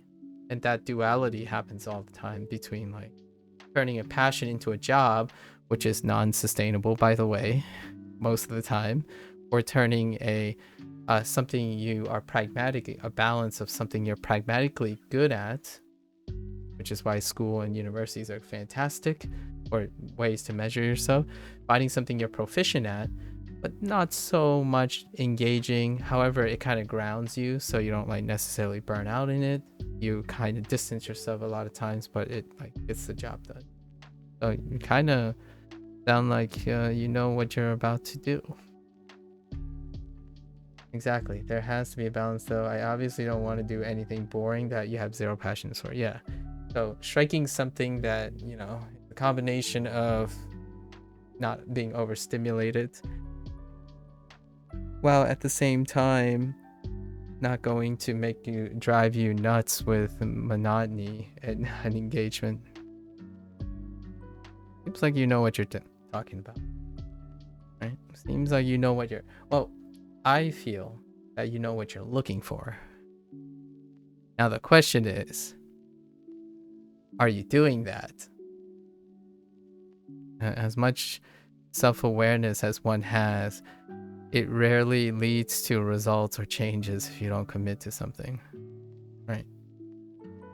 Goes without saying, but sometimes it's worth saying out loud, maybe to someone else, to yourself, etc.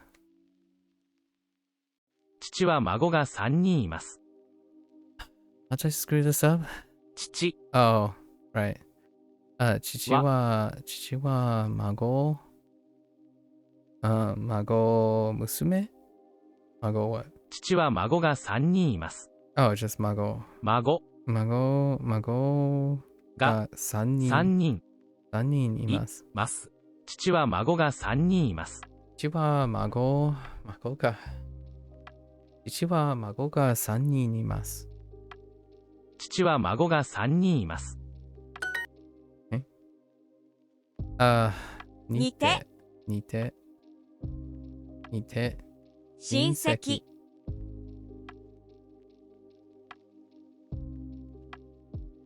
Uh, 主人 Shujin. Oh my goodness, it comes up so quick. Shujin. I thought it was Shu. I thought there were two beats, but it's just Shujin. Shujin. Even your first teacher in the subject told us that this is a field where very few experienced engineers. Reason being is that he said it takes a minimum of 5 years of work experience before employees consider you a proper analog integrated circuit designer. Interesting. He said that most people change fields before those 5 years. He kind of described lots of specialized, and you can understand why. Yeah, and without saying too much, most advanced, like, I would say this is the reason why we're connecting and talking at the same wavelength is a lot of specialized careers. That is what happens most of the time. Yeah, you gotta really know. You gotta really know. You practically described like maybe over 50% of med students. that might be conservative actually nowadays. I'm not even sure. And you have described pretty much like 50 to 60% of chemists, maybe physicists, molecular biologists, any academic science, any scientist in academia. I'm not even sure if it's 50% anymore. Like, what I mean is, I think the retention is even lower than that. I felt like it was 50% when I was still pursuing academia. So, and it's kind of the natural state of things. I don't think it's bad or good. I'm not suggesting it should be higher or lower. This is like sociology, economics, and politics that are beyond my comprehension, like how it intersects. But I can say that it felt like for every 2 colleagues I have, 1 colleague will be leaving the field. I mean, I'm one of them. Technically, if I had a colleague, then they would see me as that person who left. Right? And it's not because I wasn't going to hack it, which is hard to say because most people who would see that, it's like, oh, you gave up. It's like, no, I moved away to be healthier for the time being. That's how things turn out. You could see yourself going crazy being hung up on the stuff. If I were to study medicine, I would feel like I'd never know enough. Welcome to the Valley of Despair, Sub-Zero. Get comfortable. Put up a tent. There's plenty of people in the Valley of Despair. It doesn't go away. You could see the Valley of Despair as a very comforting, cozy thing where you can interact with a lot of other individuals that feel the same way. This brings in the whole company, misery deserves company situation. It's not that. It's more like eventually you get to a enlightened state at some point. Give it another couple years. You certainly have my confidence. Let's see. Zaitaku. Zaitaku. I keep saying dai. Zaitaku. Zaitaku. Sobo. Soba. Sobo. No, sobo. Sobo. I keep calling grandmother soba noodles. Sobo. Sobo. Sorry. Okay. Zaitaku.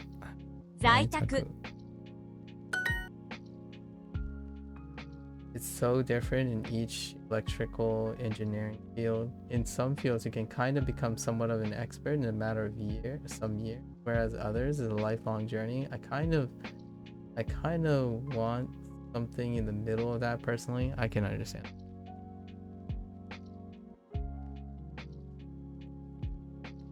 I like how I'm not sure if I like how you're using the word expert. I think I'm going to say something a little bit different. I think there is a heavy variance on the bottom line sufficiency in different fields within different disciplines within a field, different career paths within a field of specialism. So like, what is sufficient to be construed as competent? However, when it comes to like expert, it kind of feels like you're looking at it from like a mastery, right? Like you made it standpoint, as in like above average. You're not hitting average. That's probably what my thought is. Like to become somewhat of an expert in the matter of some year, you're probably looking at something that is the exception as opposed to the average as a criteria. So like for instance, if I thought about the experts in my discipline, I was not one of them. And I spend more than I wouldn't consider myself, and it's more than 15 years. Okay, we'll just say conservatively 10 years.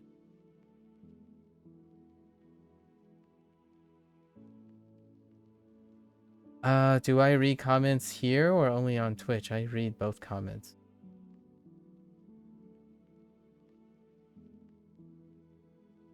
Read both comments.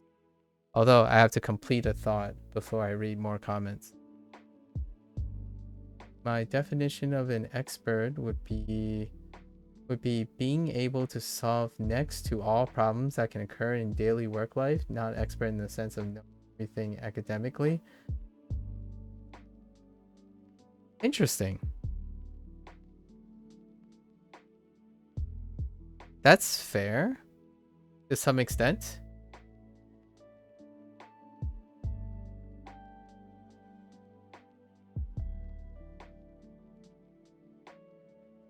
I thought you would go in a different way to differentiate between the fields in that line of thought, where like some fields have problems that are consistent and some fields that have problems that are incredibly variant.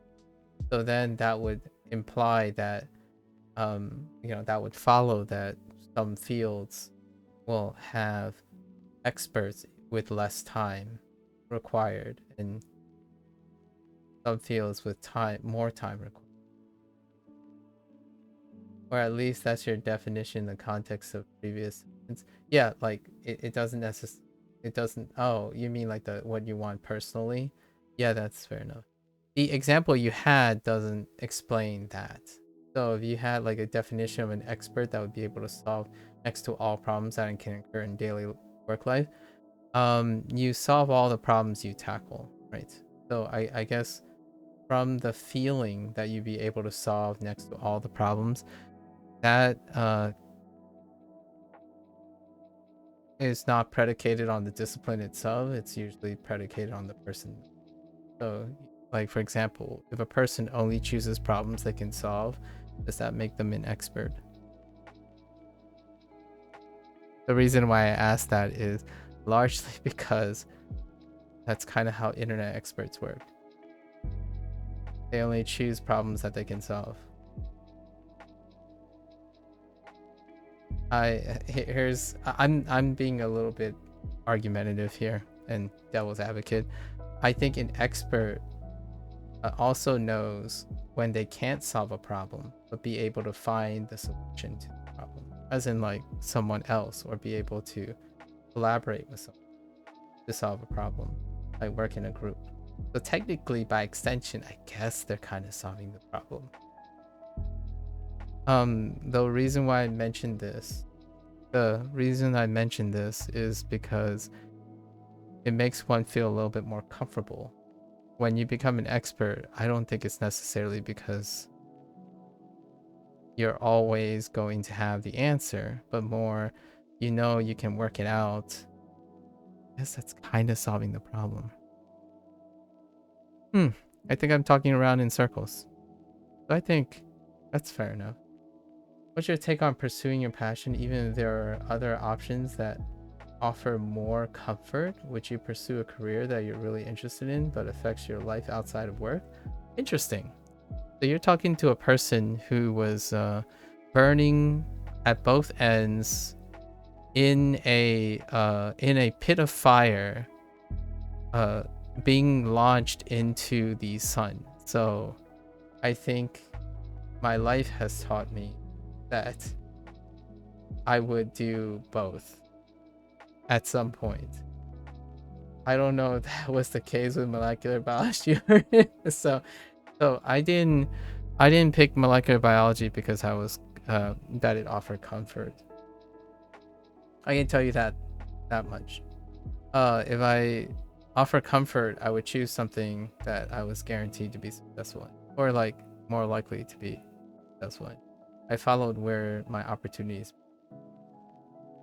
I didn't choose a life of science. Like, obviously I'm not doing that now, right? So there's got to be something that was not there, and whatnot. So no, would I take on pursuing a passion? My younger self would say no. I didn't. Or a good question. My younger self would say yes, I did pursue a passion. Isn't that very poetic? I'm like no different from any other young. I would say largely I chose something not out of comfort, but out of interest. And then I pursued that, and it basically made my life outside of work non-sustainable. The thing you described about advanced integrated circuits, that was my life. When I go to the lab, I think about science. When I leave the lab, I think about science.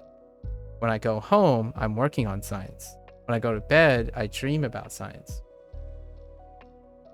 And then slowly, as I got further and further into my career, more and more of my life is consumed by science. Until I can't.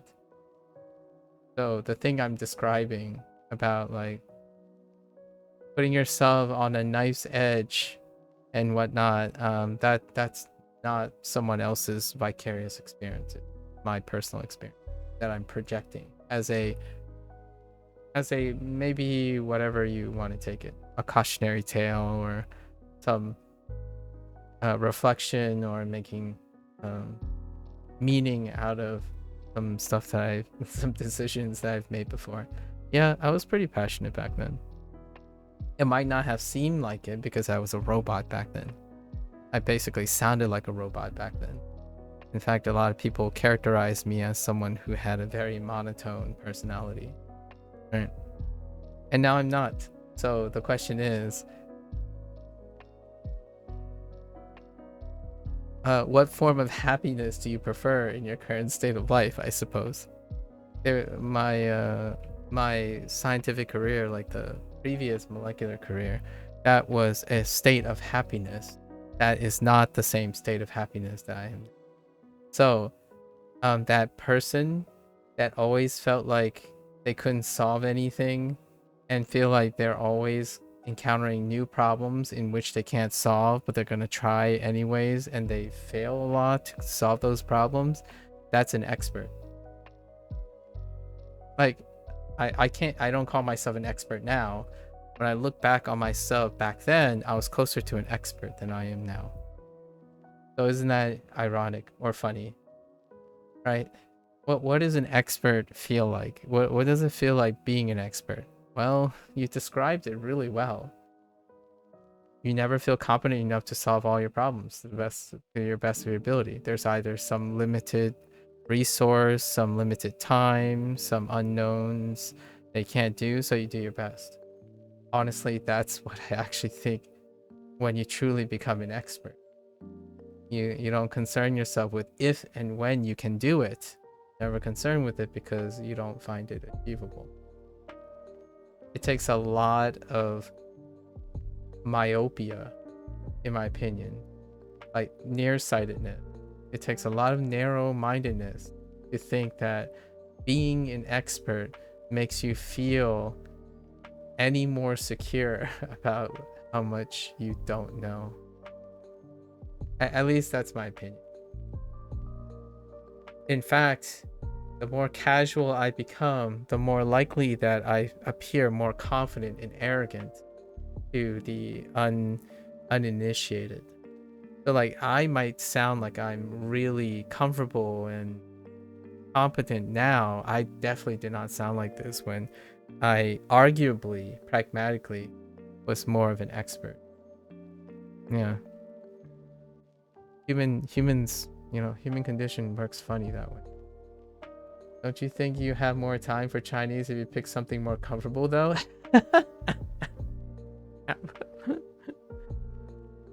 Here's my thought, right? Here's my thought. How do I balance this? Well, I didn't start learning Japanese and Chinese by sticking myself in a corner of a room and then going around being a keyboard warrior, right? I chose to do something that integrated my passion with another task. So I'm still doing the same thing I'm doing before. Yes, now I've had some life experience that tell me where my edge is, like where I'm gonna go off the deep end. I'm getting close to there, so I'm trying to exercise restraint. Like when someone says, "Oh yeah, I want to learn 1,000 kanji in like a month," I want to as well. But some part of me tells me like, well, that will involve me doing something that I've done in the past, which involves very little balance. Very little balance. What do those people look like most of the time? If I had to take a gamble, 7 out of 10 times, like if you take 10 people who decided to do that, 7 of them would burn out after achieving that feat. I'm theorizing, obviously, but I would be one of those 7 that burn out right away. I can at least say that it's very common with my peers here. More than half of the electronic engineer graduates here actually seeked out a job in software because it's known for being more comfortable and easy. Not to say that software engineering is easy, of course, but I guess you need less of a burning passion to do well enough. Yeah, to be consistent enough. It has to be sustainable, right? A career is sustainability. That means you need time for yourself to balance out all the other harshness. I think that's one of the biggest dissonance in understanding what happens when you convert a hobby into a passion / hobby into a career. A passion, that idiom, that interesting idiom, if your passion burns so bright, it'll go out eventually. Right? And that could be worth it. It could be totally worth it. What's a passion that goes so bright and burns out eventually? Athletics. And then it becomes something else. It becomes something beautiful. Like, I'm here today. I'm not saying that I regret the things that I'm here today with my current outlook and talking about this in retrospect is because I did choose a career out of passion, and I did burn out. And you can come back stronger and do it all over again if you want. I actually know a few people who go through like 2 or 3 burnout cycles in their life. They run themselves to the ragged 5 years in, take a year off, run into another one 5 years in, and then they start over again. That, whatever gets you going and consistent. You can consistently burn out and recover, burn out and recover. That is a thing. That is a lifestyle. I'm not saying that I'm someone who's into that type of lifestyle. Hello there, Jared. Good afternoon. I've been following you for a few weeks and finally wanted to say hi and thanks for the study motivation. You're welcome, Jared. I hope you stay motivated, doing the things you want to do, studying the things you want to study as a hobby, right? Hopefully, or even what the discussion we're having now, the intersection between the hobby and you're welcome. I really appreciate the kind words. Hope you continue to be motivated, and would be really, really cool if you if you end up going on to motivate other people. Maybe someone you know would be very interested in learning a language with you. I'm curious, have you tried reviewing some of the stuff for my PhD, or are you still feeling that burnout? I have most of the time. And reviewing not in the sense of yeah, Jared. Reviewing not in the sense of like from a PhD perspective. I do keep in touch though. Like because COVID happened, right? I mean, I'm not allowed to say that too much. The big C, right? The little C, I guess we'll call it the little C. The little C stuff, I have a genuine academic interest in current research. Now though, because I don't have like a intimate relationship with the stuff, there's lots of things that I keep in mind, right? If you've been in the field, you would know that like when you're reading let's say an electrical engineering thing, right, or a research, you'll know that there are so many things that aren't in the research. Like how do you appreciate that? You'll come away with just as many. So but I do keep up. Maybe I'm kind of like you, Sub-Zero, and I'm keeping my options open. Perhaps there's a program out there. It's like, oh, how to reacclimate and reintegrate into a laboratory setting. Because I wouldn't mind pursuing a postdoctorate, a postdoctorate, a postdoctorate in some molecular biology lab. There's no guarantee that after 5 years I'd be like, yeah, I'm done again. No. Well, that's life for you.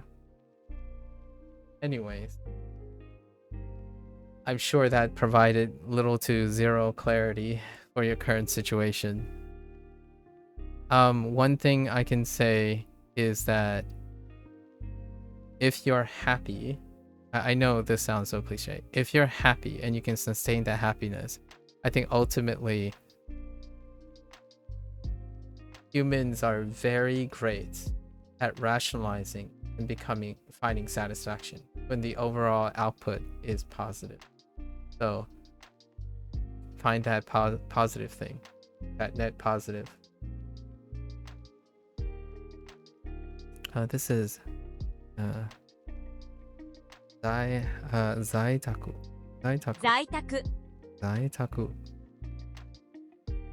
奥さん。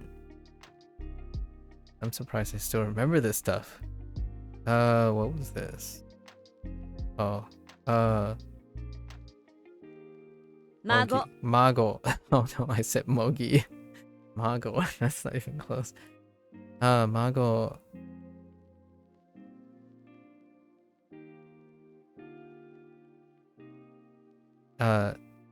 Shujin. Shujin. Oh no, the Shujin. Okay. Shujin. Shinseki. 在宅。 Okay, 在宅。在宅。彼は父親に似ています。彼は父親。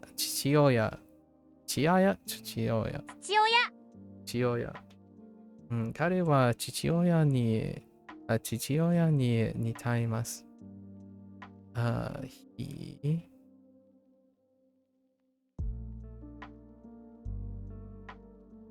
父親。彼は父親に似ています。I need to stop saying Thai. Because I'm thinking of the Thai form too. So there is the Thai form. And I need to stop that. Because, yeah, it takes the same stem. Yeah. Okay. Okay. 彼は父親に似ています。似ています。いとこの母は私のおばです。いとこ。Where is いとこ？いとこは something。いとこの母。母は私のfamily member？おばです。いとこの母は私のおばです。Yes. いとこの母は私のおばです。Okay. ただいま、お姉さん。ただいま、お姉さん。ただいま、sorry. ただいま、お姉さん。Big sis。お姉さん。おばは58歳です。おばは58歳です。おばは58歳です。Good talk, Sub-Zero. Good talk. 彼女は父親に似ていません。You're really not that old. No, I'm just kidding. I'm kidding. You have time.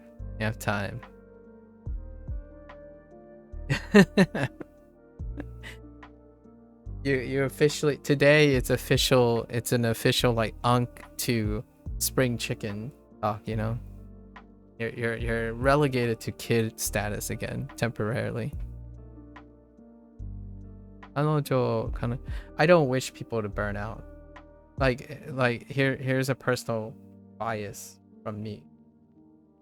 I think it is tricky, but it is possible for someone to have a balanced enough lifestyle where you're not going through the ropes of burning out, recovering from it, learning from it, and then risking it all again on a second burnout, and then continuously do that until you find the balance. It is an approach, though. You know, how do you normalize the balance? Well, you could do it firsthand and experience it, and then you tweak it. So here's my second iteration of myself. Is kind of how I go about it, right? You do it, you burn out, you learn from it. That's possible. Regrettably, when one burns out too early in life, you might not actually recover from it, or it might take a lifelong journey to recover from it. So in my opinion, there are inopportune moments to burn out. So that's kind of one of the scarier thoughts. Not every country or not every like society or culture can support or suddenly change to a new standard. So like, for example, at least in the United States, how I feel about it is I think lots of people like the older generation, like say the millennial generation, had certain behavioralisms where the system may or may not support it. Like say like you suddenly become unemployed in your 30s because you want a career pivot. That's still relatively hard to do that. Now, the next Gen Z, which now they are in their 20s, right? If they burn out now, which that's happening now, so the burnout is sooner. At least that's how I feel. Like I don't have some hardcore statistics for this. The people I encounter are the people that I focus on, right? So their burnouts are being experienced earlier in their 20s, but that's often the first time they leave the nest. So is that an opportune moment to risk burning out when you just started? That's kind of a really hard question. And I have no idea what it's like at the moment to grow up as Gen Alpha, because Gen Alpha has only recently turned 13. So they're starting their like early adolescence. And if they burn out like in high school or in middle school, what how does one have a system to help that? like, so basically what I'm saying is I think technology, especially technology nowadays, is revealing a lot of certain human conditions that are being exacerbated to a point where it's taking longer for human society, you know, different cultures to find their own different ways to address these things.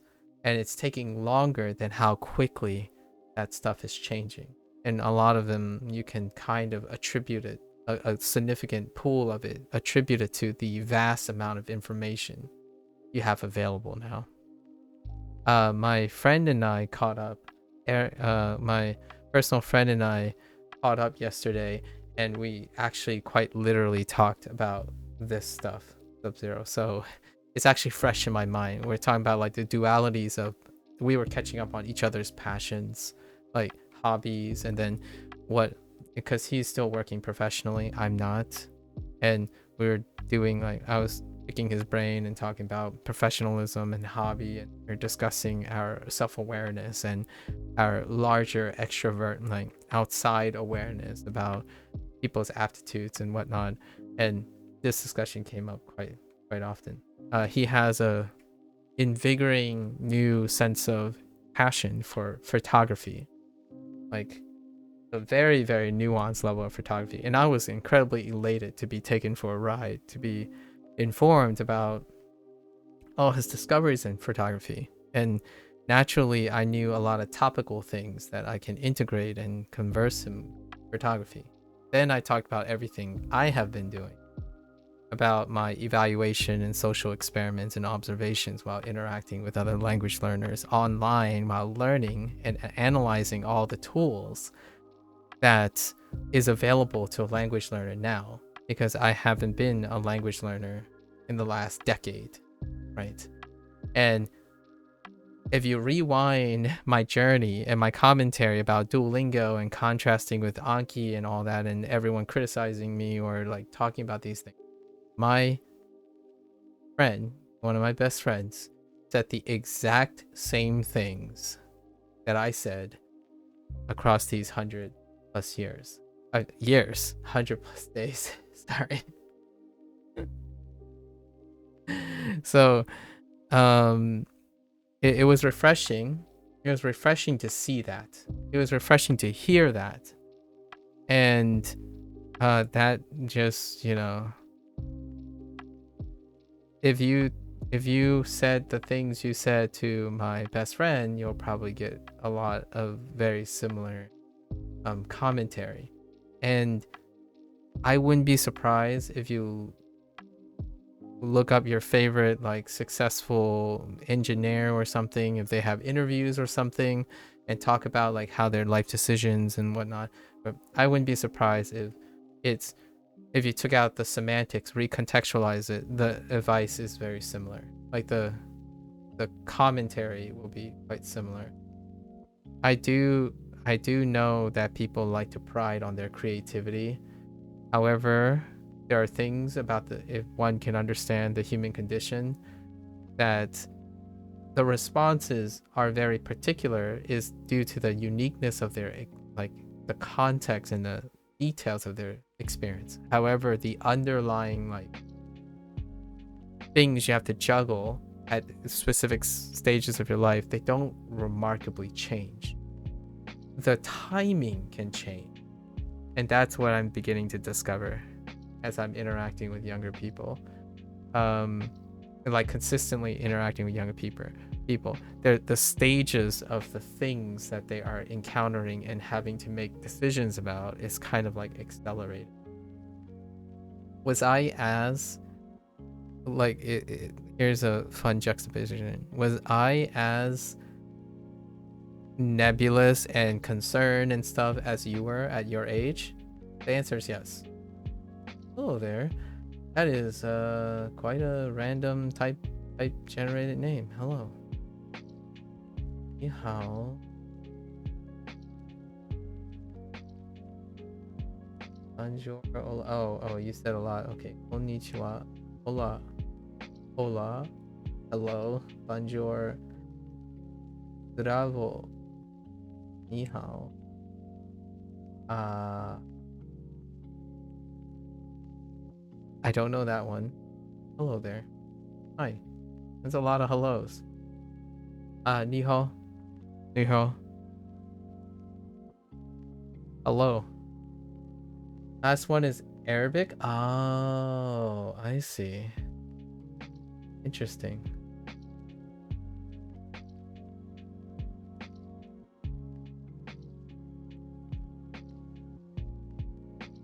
All right. Let's refocus. How's my Japanese going? It's going pretty well. It's going pretty well. Anojo, how are you doing? Are you also learning a language? What are you up to? Language base. Anojo wa chichioya ni have to double knees. Chichioya ni niteimasen. Niteimasen. Okay. He does not resemble. Oh, okay. Yeah. Chichioya.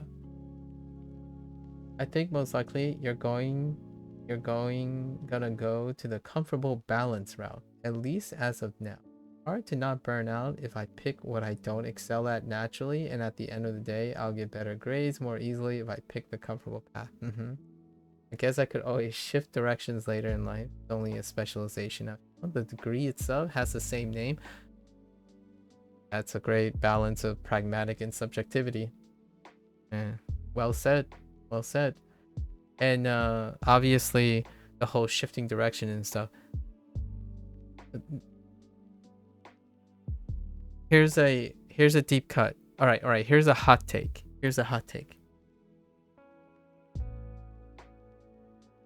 Incentivize yourself to relate what you're going to pursue to your hobby or to your passion. However, not the other way around.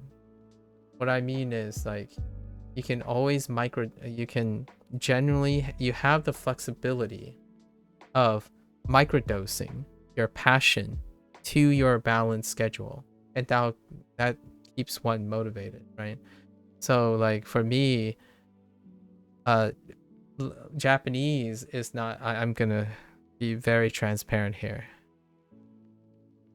It's not that it's any less significant. We're talking about like relatives here. The reason why I enjoy getting up to learn Japanese and Chinese is not the languages.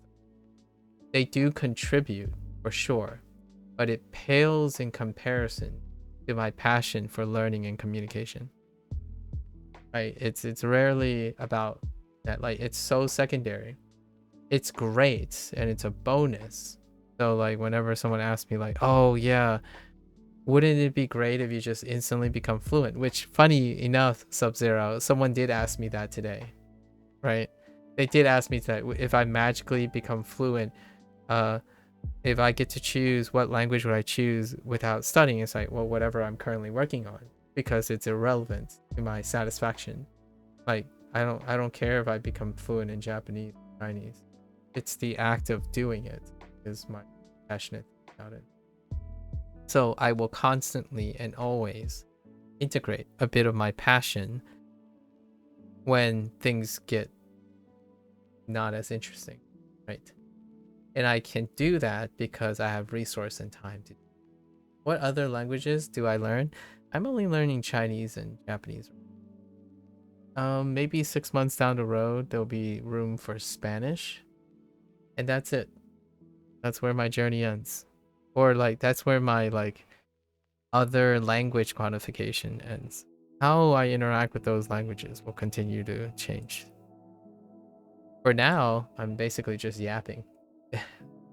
It's just scary because I hear people say all the time that whatever path you go down the first 5 years after university is pretty much the direction you'll end up in. They say it's hard to switch. But hey, I'm gonna head to the gym really quick. I'll be back to continue. Alright. Okay. So soon. You go to the gym 2 times a day, or did you stop going like in the nosebleed section of the days. Oh, I guess it's kind of nosebleed section now too. All right. We'll talk later. All right. いとこは20歳です。いとこは20歳です。20歳 Don't need you, me. です。いとこは20歳です。私には妻と3人の子供がいます。私には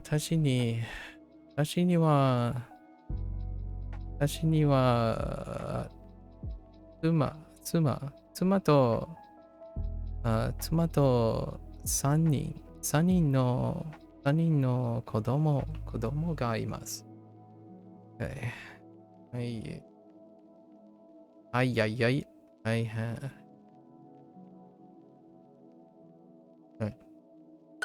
All right.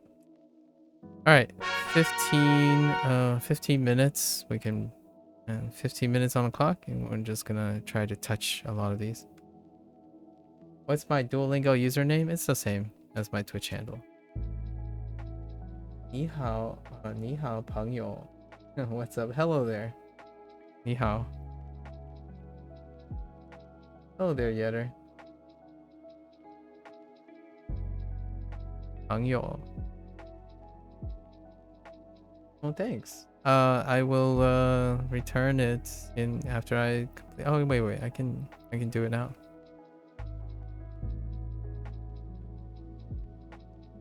Wait. Why isn't this updating? Oh, there you go. I'm guessing you're Tim. Okay. All right.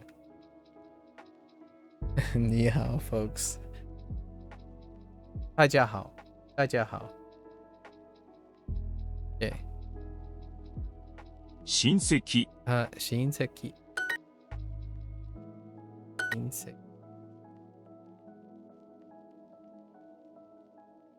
親戚。親戚。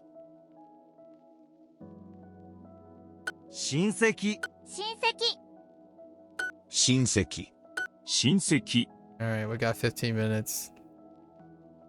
I yapped. 親戚。親戚。 I yapped long enough. 親戚。 Long enough for today. 親戚。 Oops. Short quarter. 親戚。親戚。 Get more with Get more with soup. Okay. 娘。 Get more with soup. 娘。娘。娘。娘。娘。娘。娘。 Oops. Short quarter. 娘。娘。Short quarter. 娘。 Oops. I lift. My pen lift. Okay. 親戚。息子。彼女、子供、 Ah! 友達、 Ah! 息子、 Sorry. 親戚。親戚。息子。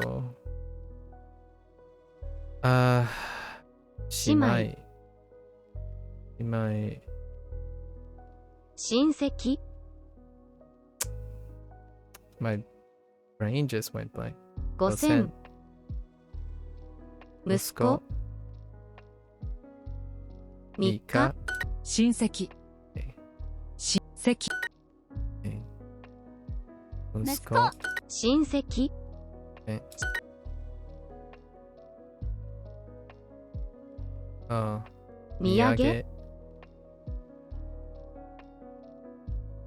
兄弟、息子、親戚、一個、息子。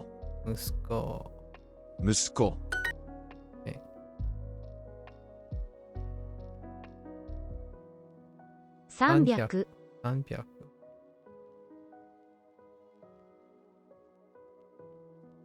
What did Bro tank that and made it like it was nothing? Did it just say miyage? Yeah, miyage. For souvenir, miyage. 300 洗濯、親戚、友達、息子、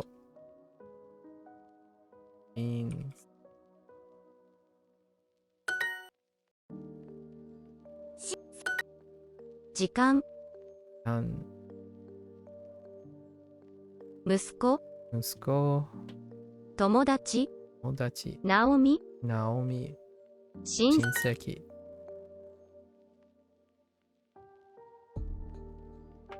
Oh.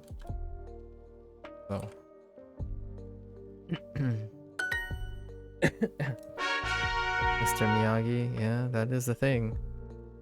That is a mnemonic too. Kodomo. 子供、 Kodomo, and then 息子、 sure. Kodomo. Oh. 寝室。寝室、 Fair enough. 寝室。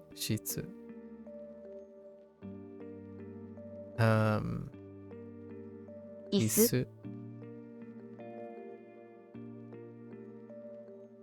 息子、子供、子犬、息子、子供、子供、息子、9月、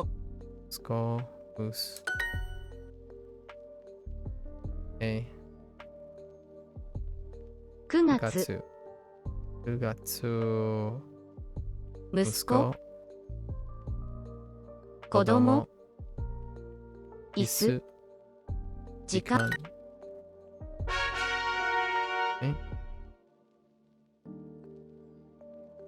息子、息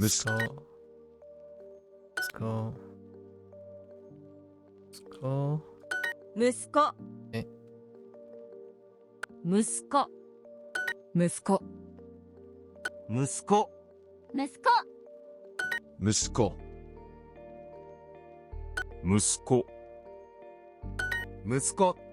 息子、息子、息子。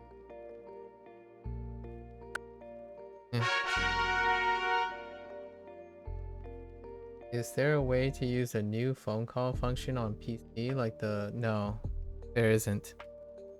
And also the desktop version has no mic no mic feature that I'm aware of for Japanese and Chinese, which are available on the phone. So not even that. Okay. 娘、娘、娘、娘、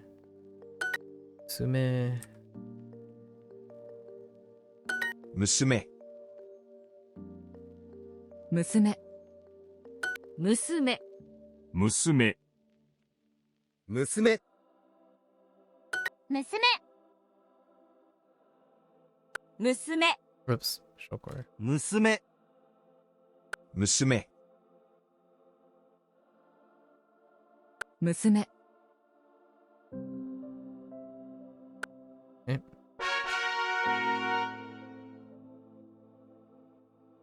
親戚、親戚、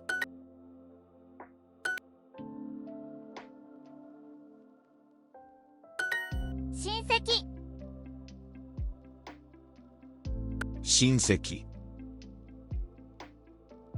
親戚、親戚、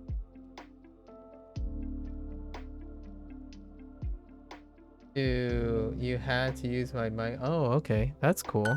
That's nice to know that the Spanish one had. You think you can talk at native level already now? No. 親戚、 And I have no plans on it. 親戚、親戚、親戚、 Easy question.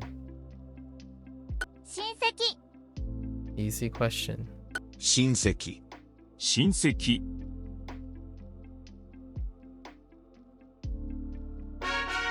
It would be kind of disrespectful for me, or maybe overconfident or arrogant for me to say that there are people who spend almost their entirety of their lives to try to achieve a native level speech in a foreign language and expect me to achieve it in less than that, with even less passion than they do. 息子 Have far less passion for achieving that type of goal than the people who work like the vast majority of their life towards doing that.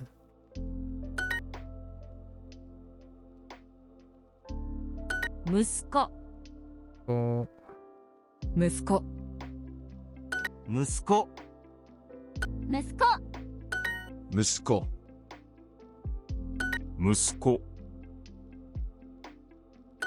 I mean, can you like have a conversation with a native speaker to the point where you can have an in-depth conversation, form certain relationships? No. 息子 Also not 息子 there yet either. 息子 Or have no intentions of doing so. 息子 The most immediate goals that can be achievable based on someone else's interest and not my own is going to visit Japan and having a conversation to form a business interaction, and then leaving Japan and returning to my home country of the United States. That's probably the most immediate goal. And continuing to be in English and you know, in Chinese American. That's probably the immediate goal. I haven't achieved that either yet. Let's see. Where are we going with this? Oh, right. So it's what is it? Magi? Yeah, Mago. Mago. お孫さん Mago. What other word did I have? お with 孫 this? さんお孫さん Hmm. 孫孫息子孫孫娘孫 Mago. Mago. 孫娘お孫さんお孫さんお孫さんお孫お孫さん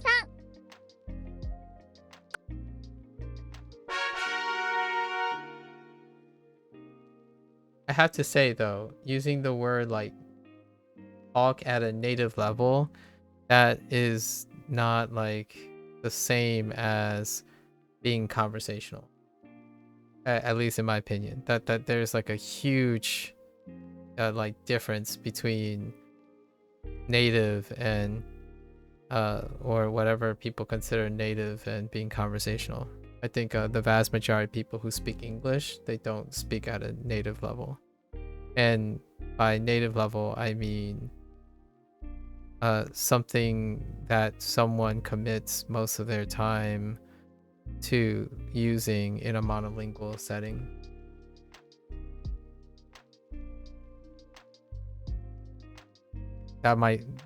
That's just maybe my very novice understanding of the limits, right? I would say my English is most of the time when I'm speaking like here and whatnot, it's not at the graduate level. So I don't know, maybe it might be a warped sense of standards, but generally speaking, native level English tends to be incredibly specialized and compartmentalized. I'm not sure if it's the same for Japanese. Yeah, what you meant was just kind of like if you went in a voice call with a bunch of Japanese people, would they notice? Of course they would notice. And that's what I meant. Most people spend most of their life dedicated to sounding native, and even then, those people will notice. Do I notice when someone types like a foreigner? I do. Like a lot of times. Like even writing falls behind a lot of times. Like phrasing and stuff happens a lot. We're not talking about like simple typos and so simple typos are quite a bit different. But yeah. I don't think any part of my life. The answer is gonna be no. No matter how long you talk to me. If you come back like maybe when I'm 80, I will still not sound like a native Japanese. They will notice. Japanese people will notice. Because there's a cultural difference. Like even if I could imitate and mirror them, I like to keep my cultural identity. So I wouldn't speak and stuff entirely like a Japanese person as well. It's a choice I make. So not that other people can't try to do that. My answer is typically no. It's not my desire to sound the part.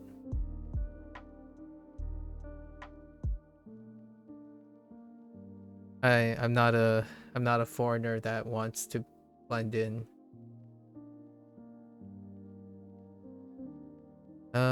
What the heck? Oh. Wait. Say what?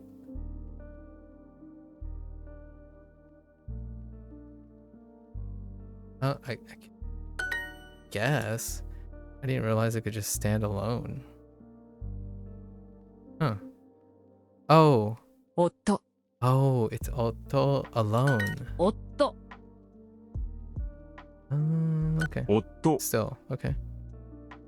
夫 Oh yeah, I mean it is. Otto. Fair enough. 夫夫夫。夫夫夫夫 夫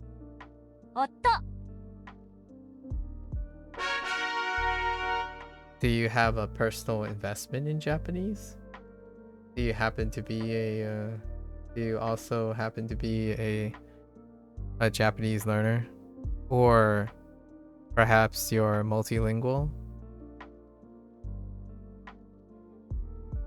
Yeah, I wouldn't give up. I don't spend my time being concerned about being like someone. I like to interact with them. Maybe if I ended up by coincidence sounding unnoticeable, then that's perfectly fine. I would take it as a compliment. You're mainly working on Arabic, but I did a bit of Japanese courses a couple years ago. Oh, okay. Yeah, here's like a crash course on my personality. I love when people have accents. I love that I speak a language that lots and lots of people speak, and they speak in very subtly different ways. So to me, I consider, like, many people will probably consider me as a native American English speaker, right? Native, comma, American English, right? American English speaker. And I think being an English speaker makes it so that I don't treat my other people's languages very similarly. So that's a cultural difference. And I try to be as respectful as I can. However, I like that people speak English being able to show that they don't only speak English. So when I hear like a Japanese person speak English, it sounds different from an American English speaker who was born in the United States. So that's really cool. And because of the perspective of growing up learning a language that is surrounded by a different type of acceptance, I don't want, like, personally, in my opinion, I don't want that. I actually like that if I go to Japan, people will know that I'm a foreigner, because that's kind of ironically, it's not the United States speaking now, it's my Chinese heritage speaking. I like that I am perceived as who I am. So I don't try to be something I'm not. And that might sound very cold, but that's kind of like how Chinese works. So like when I go up to some of my family friends who are native Chinese people, right? I'm not Chinese. I'm Chinese American. Or I'm more American than they notice that I'm American. And that's kind of, it's not like a necessarily an insulting thing. And I like that. I like that about being noticeable. So call it what you will, I suppose. It could be like a whole individualism kind of thing, the hyper individualism of American culture. I kind of like it.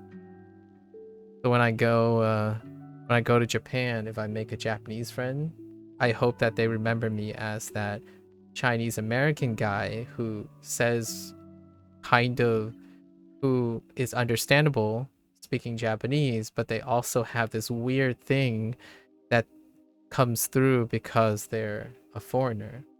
And that to me means that, in my opinion, they will remember me. As opposed to, oh, he's just like any other guy who wants to be Japanese. But not. That's kind of my take. Of course, this is just my personal take. I learned Japanese to connect with Japanese people. I'm not learning Japanese to be Japanese. I know that's a very unpopular opinion. I feel like lots of people learn language and get deep into culture because they want to be part of the culture. And me too. I just don't want to be that culture. I want it to be all together. So I have no like aspirations to drop, like a lot of times people would say like, I like this culture better, so I want to be part of that culture. I want to leave my old culture behind because I don't like my old culture. That's usually kind of thing that I stray away from. I like that the internet and like language learning brings people together. They don't segregate people. At least I hope it doesn't. So if you like to learn Arabic, I would love, I like hearing how your experiences are with the Arabic language. It's not the same as if you ask someone who's concerned only about Japanese, like, oh, well, your Japanese is bad. Goodbye. Like, where your Japanese is not good enough. That's the type of mentality that happens. And I'm okay with it. They'll find their people that they resonate with. For me, I don't care how you go about learning your language. You're learning a language and we're talking about it. That's fantastic. If you learn one word a day, that's one word plus. For Arabic, what I'm learning right now is kind of already like that. The modern standard Arabic is not natively spoken by anyone, so it's kind of seen as a language for communicating with other people from different countries. Exactly. That's a wonderful. And growing up in the United States as a minority, that's kind of how you have to accept it too. Like, English is a means of communicating with other people from other countries because your country is filled with people with different origins. So for me, that's been my staple. Like, I speak Fujianese, so some parts of my English is going to be weird. And it's funny because no one has picked up on it. Sometimes I arrange my English sentences a little bit different. And that's because Fujianese has the structure of Mandarin. And occasionally when I ask questions and stuff, it's still grammatically correct, but my preferences are changed by my Fujianese. And I like that. And it's the same, like, not only Arabic, it's kind of like similar to like Malaysia, for example. Malaysia, right? Malaysia would be a great example where there's like a lot of different intersections. It's like a crossroad. And that's kind of, I gravitate towards countries like that. And I think Japan is kind of like that because of its trendiness. Not necessarily in Japan, but outside of people outside who are interested. Are you interested in learning other languages? I am currently learning Japanese and Chinese. So after this session, which I was supposed to focus on right now, I think 15 minutes already passed by. I'm gonna be switching to Chinese. And then in another 3 or 4 months, I'm going to revisit Spanish. Spanish is actually my second learned language, but it's been neglected for like over a decade now. So Spanish would be technically my final macro language. I do intend on freshening up and putting sounds and words to Cantonese because my childhood is largely filled with Mandarin, Fujianese, and Cantonese. So learning Cantonese and Mandarin will get me closer in touch with my mother tongue, which is Fujianese. Which is more difficult in my opinion? You mean like Japanese and Chinese? Neither, because I already started them and learned them. The most difficult, that's a pretty simple, like to me, it's a pretty logical and simple question. What's more difficult is all the languages I decide not to start. So both Japanese and Chinese are one and the same. As in, like, if I started both those languages, they're treated as the same. As in, if I learn Japanese, I'll think about Chinese, and if I learn Chinese, I'll think about Japanese. So it's very hard to separate them now, as along with like English and whatnot. It's echoing the culture question. I don't see myself as a separation of cultures. So is it which one is more difficult, being Chinese or being American? They're the same to me. So learning Japanese, since I'm learning Japanese and Chinese, they're the same. Whatever makes my day harder for Japanese will make it harder for Chinese. If my day is going well, then both of them are going to be easier. Thing is, I do them simultaneously. I like stay with them. I don't compartmentalize. Hopefully that's a opinion that may be interesting to entertain. It's not quite an obviously it's not an answer or something. It's just thought and opinion. However, I can definitely tell you, any language that I haven't started is more difficult than Japanese and Chinese. That's usually a common question as well.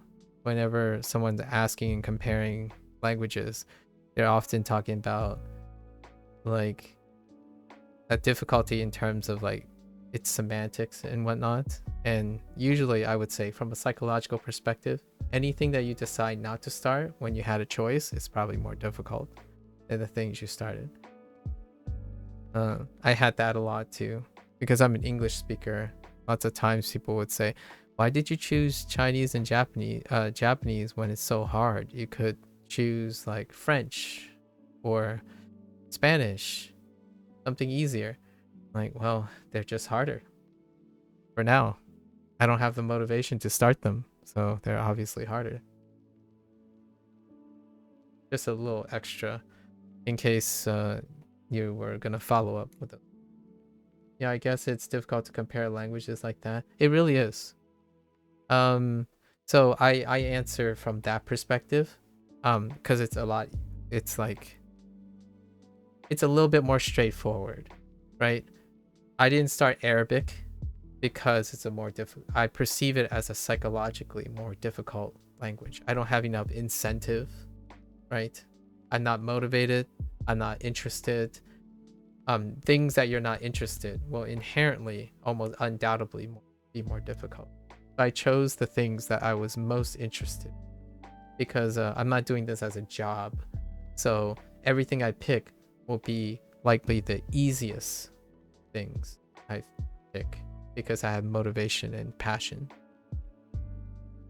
It's hard to just say A is hard and B is easy, but it's easier to say in which aspect they are easier. For example, Chinese has easier grammar and Japanese has pronunciation, it's not easier to say those either.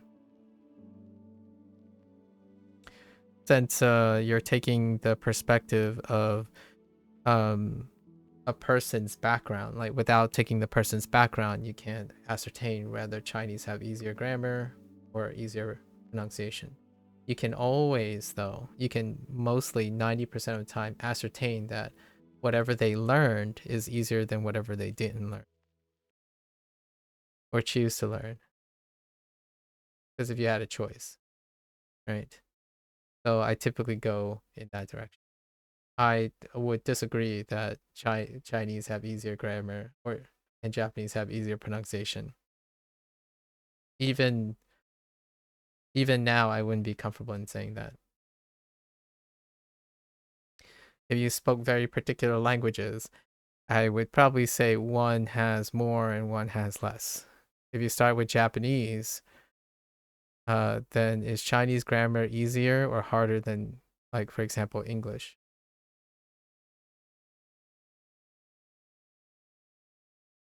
Very, very difficult. Very difficult yet. Although narrowing it down can help. Like, which language has more vocabulary? I guess you can go off at that. That's something you can compare. I would say English grammar is harder than Chinese, you guess? I can see that. As a native English speaker, right? I can't say that anymore. It will always be easier. Right? So that's kind of like the way why human psychology is great to explain perception of difficulty and ease. Sub-Zero and I talked about earlier about career paths like electric engineering and software engineering, like which one is more sustainable, which one is more approachable, like passionate. Oftentimes there is some kind of human condition stuff. If you really like something, it's all of the above. Like, I'm not saying it's exclusive. However, a huge weight, maybe arguably a slightly more significant thing, is your drive and your, right? And that's more definable in a way. Like, if you're not interested in learning a language, then it's the hardest thing you'll ever do. It's irrelevant what the language is. Like, if you don't like learning a language and you have to choose a language, all of the languages will be negligibly different in their difficulty because they're all going to be perceived as difficult. I'm very comfortable in conceding when someone says, oh, this language is very hard because I don't like it. It's fair enough. That's the stuff that I can agree with. Trying to parse metrics and semantics and then trying to measure it into a subjective measure without subjectivity is kind of weird to me. It's a little ironic or like paradoxical. You're trying to objectify something that's purely subjective, or like is very subjective. So removing the subjectivity out of it and making an argument for difficulty and ease is kind of like saying, well, I'm using hard and easy, which is a subjective thing as well. And here are my objective reasons that this subjective conclusion happens. Is a language with more vocabulary harder than a language with less vocabulary? So you're using an objective metric, which is how many vocabulary words, perhaps, and then you're using it to measure a subjective point of view. And it's more like all of the above. So taking into account some of the subjectivity, do like maybe say, do people believe more is harder most of the time than less? That might be something worth investigating. to the world's population, like if you got a random sampling and you had like the ability to ask, is more always construed or consistently construed as harder, or less is. Pronunciation is easier for sure based on background. I think Japanese sounds are quite similar to Finnish. Yeah, I heard that. That's definitely one that comes up quite a lot. Not the case with Chinese. That is true. Or that is true in the sense that a lot of, like a significant majority of people would say that. I guess it's more subjective than grammar, because what sounds are hard is subjective, but a language with less grammar rules, less irregularity will be objectively easier. That's not true. Because of subjectivity. If you take the language that has the least amount of grammar rules, there's more, the perception of far more inconsistencies to someone who's used to explicit instruction. So like, for example, if the grammar rule has, you would make less grammar errors, right? That can be it. Like, you make less errors, so it's easier. I can see that. I can totally see that. Is it perceived as harder or easier, like the language itself, based on the grammar? The answer is no. Otherwise, the language would default to the language with the most consistent grammar by default. Right? Like, so for example, why do I choose Japanese for grammar studies? If you're arguing that it's a lot easier to objectively measure how hard a language is based on how many grammar rules they have and how consistent it is there a reason why I chose Chinese and Japanese that correlate with those grammar rules? Well, and here's also, then we integrate the subjectivity part. Am I a person who likes, quote unquote, hard grammar or less hard grammar? I don't know, right? That's also a big deal. I didn't pick two languages with the most, like, even comparable levels of grammar restrictions and not restrictions. Did you pick Chinese to talk to my family? No, I speak to my family in Fujianese. I picked Mandarin because it'll teach me a lot more about Fujianese. Probably. And I'm interested in Cantonese because I grew up with these languages around me. But my parents speak Fujianese, which is the same grammar structure as Chinese, like Mandarin. To clarify, Chinese being Mandarin. I see, so you do not have any distant family in China, I guess. I do have distant family in China. My parents are from China. I am the first generation in the United States, but we do have family in, well, one could say maybe not anymore. I think largely most of my distant relatives are now here to some extent. My extended family is here. I'm not sure about distant family though. It's not quite clear because the generation before my parents was a really big generation. However, they do speak Mandarin, by the way. They do speak Mandarin. My parents listen to Mandarin most of the time. There's no such thing as like Fujianese programming or entertainment. I mean, do I have any distant relatives who are currently in China and or only speak Mandarin? They speak both.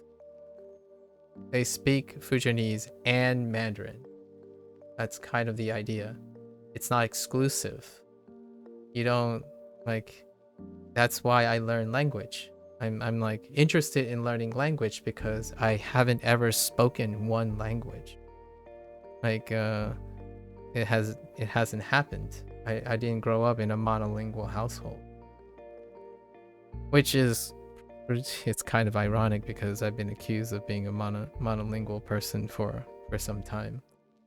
But yeah, Mandarin and Fujianese are related. So is Cantonese. So Cantonese, Mandarin, and Fujianese is related. However, I speak Fujianese to my parents. Sometimes my parents like speak a little bit of English there. A hybrid language, if you will. I think they call them Familex. So we speak Familex. Right. Familex. Since we don't live in China, and my parents don't really know how to speak English and read English. They're not formally educated in any way. We form Familex. So Familex is like sometimes it's a combination of Mandarin, Fujianese, and English. So all three of these are used like in the same sentences, like they're all together. So occasionally you'll have like Mandarin words tossed in with a Fujianese sentence and substituting very specific English words. Part of the very, very typical household. It's might also give you an idea of why I don't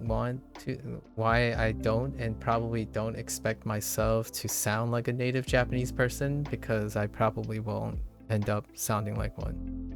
It's inherently something that I probably won't do and wouldn't want to try to do. I'll probably sound like a person who speaks Japanese who happens to speak 3 other languages. That's probably it. I'm sure there are very talented polyglots out there that can do that. I don't share the same ambitions. I like being all of the above. It does make me less like of an expert, but I didn't want to be an expert. Right. Hey. Let's do our storyboarding, right? Let's do our categorization so I can be prepared for tomorrow's recall session. And then we'll change gears to Chinese. All right. So how do we group this? We're definitely going to group them by my, yours, and maybe third?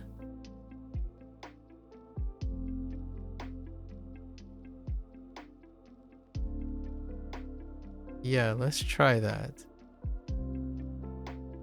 So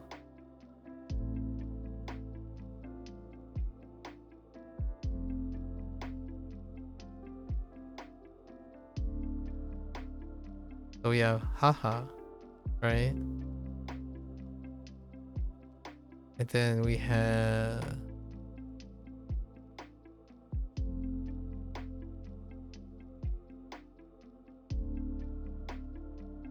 where's the character I'm looking for? Wait, is it that same character?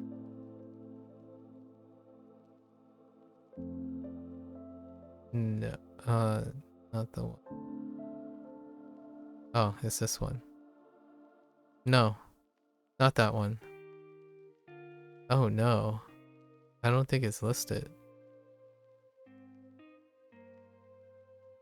Okay, I know how to find it though. Oh wait. Oh. Oh. Oh. That's why they introduced it.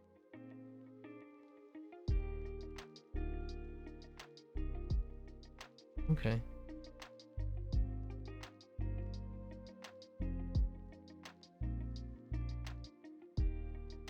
It's a different read from Sheen. Okay.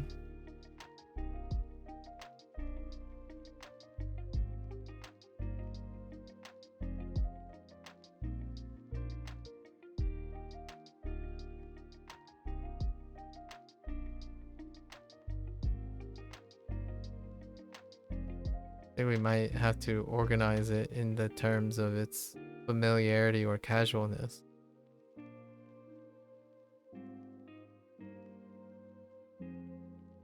Okay. So that means we can also do that with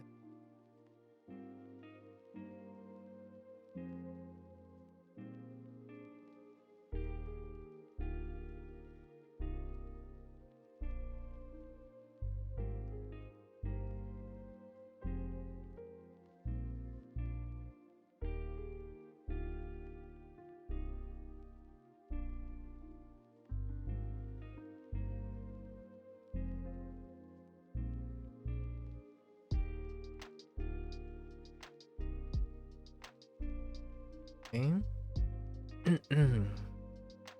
So what other parallel can we? So Chichi and Chichioya, Chichioya and Otosan. Maybe not third. Maybe we're gonna say casual.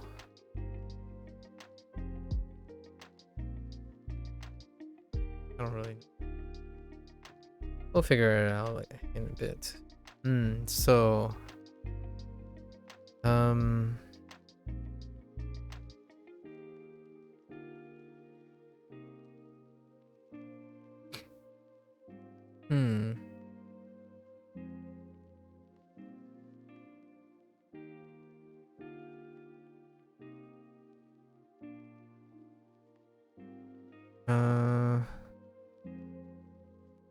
maybe we'll toss it here.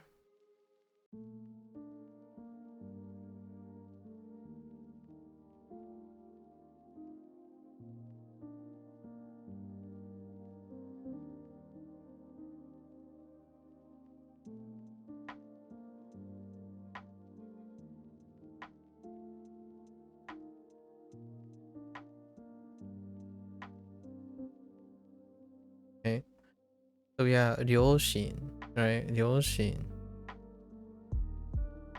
And for this, yeah, go.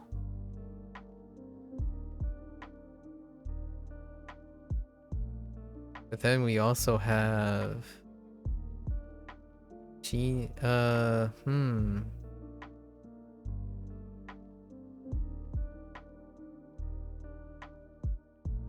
So I have Shinseki.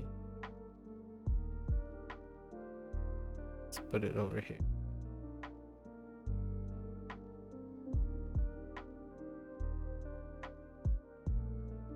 And we also have Shinseki.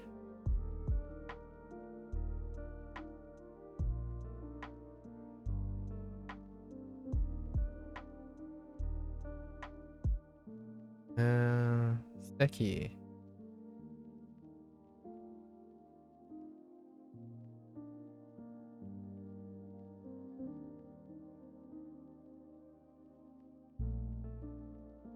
Right.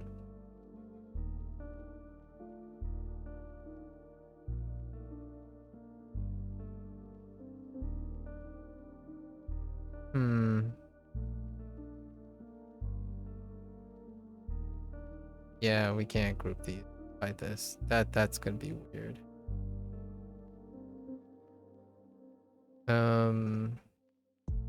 We have Kodomo group. So Kodomo.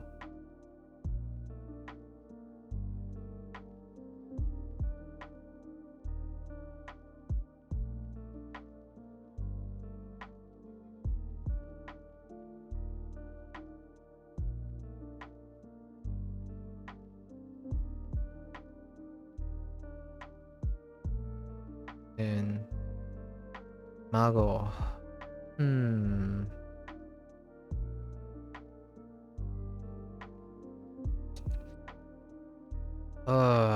There's a lot of modifiers. So okay. Where's wait. What happened to nope, it's not here. Got this. Got this. Oh no, we didn't finish oh no. So there's also, guess we can do, maybe we do here.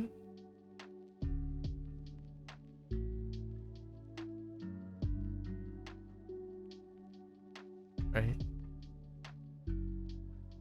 So Sobo.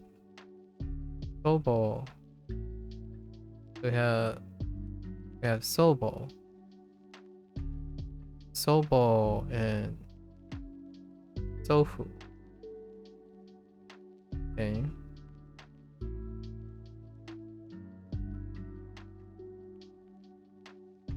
Probably just gonna separate group these two together with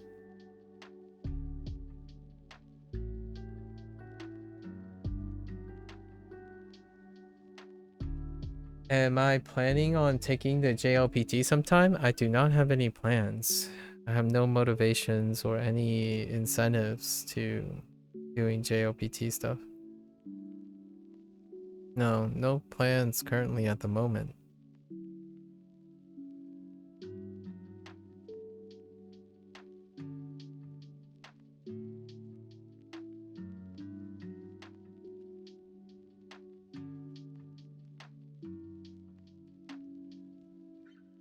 What the heck? Where's this? Where's the...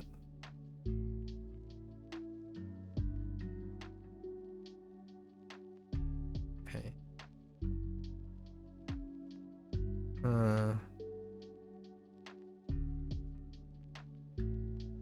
We're okay with that. Okay. I guess we do this.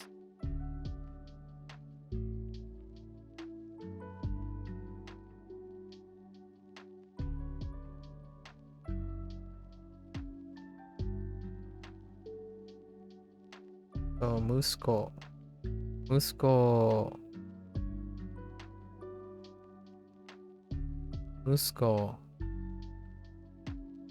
And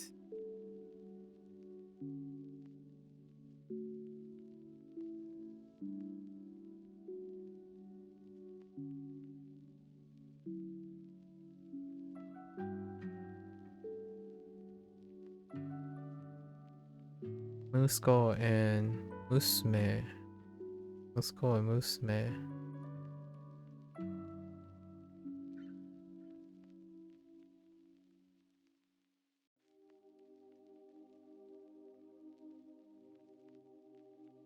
Goryoshin and Inseki also have Seki. No. Not Seki. Oya.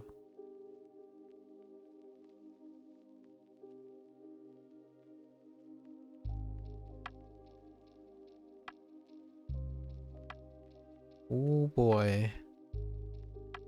And this Mago.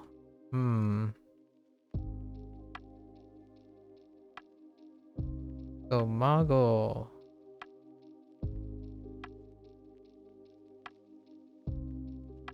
Then Omagos. Okay. Okay, so alright. So right, you and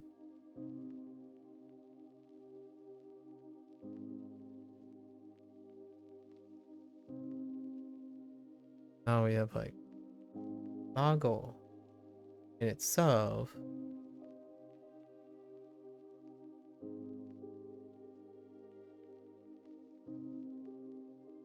Omago-san. Omago-san.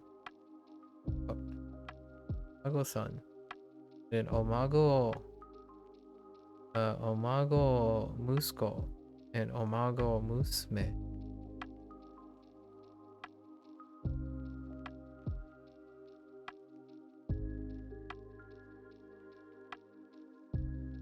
is husband. Otto.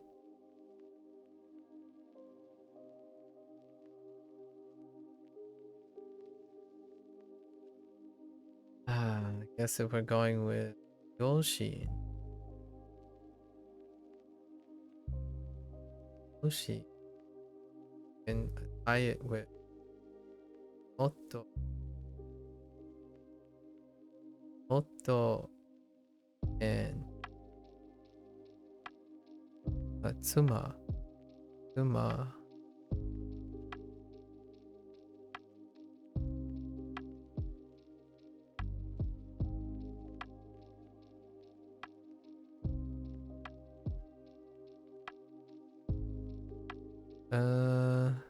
Pretty sure it's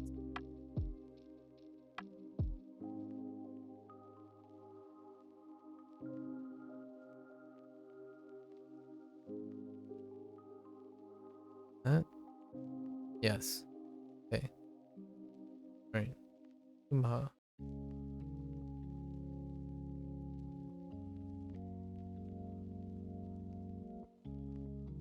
So that's why they're there. That's for soul. So soba and sofu. And this is at home. That's random. So we'll do it as a location pivot.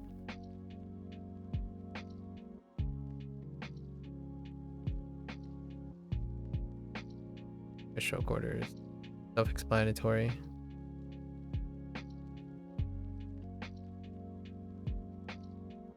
Wow.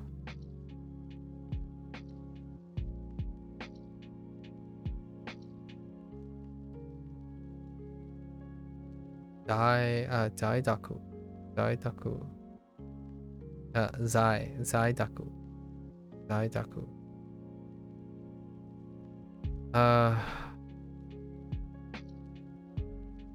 Okay, now we have like another set too of these two. So, and I need to actually that starburst is probably, yeah. And then we have Oksan.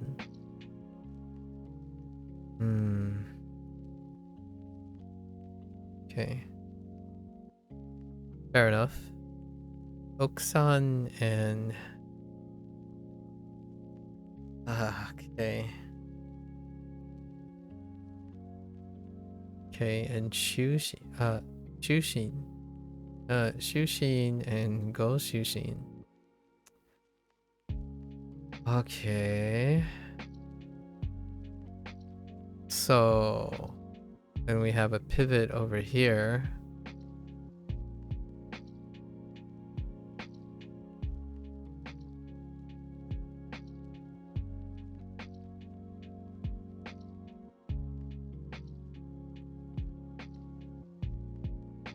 That's awful looking. It's fine. We're just doing record keeping right now.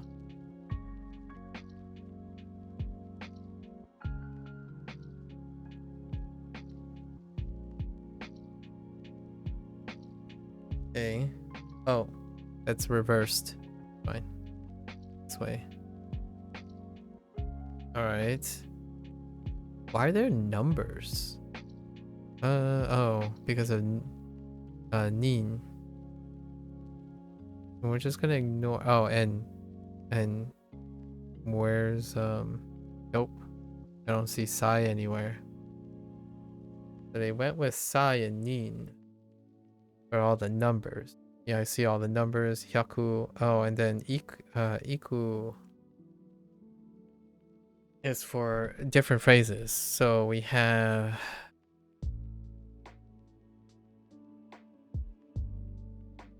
oh my god. Okay. What the heck? What is Mon doing here?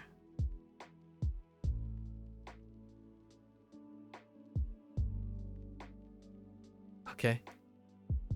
10,000 people? I don't remember. Okay. we're just gonna... Okay, so let's see. All the numbers, encounters, will be grouped together with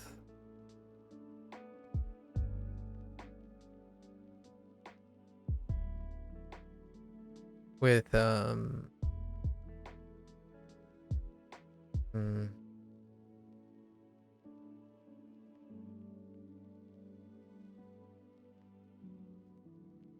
with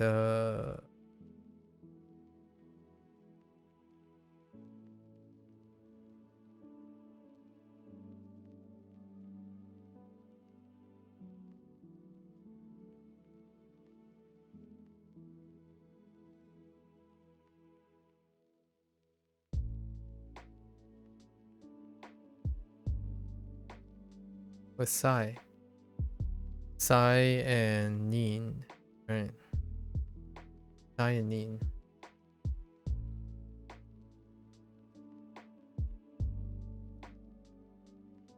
There's definitely more. So we have relatives, which go into OG,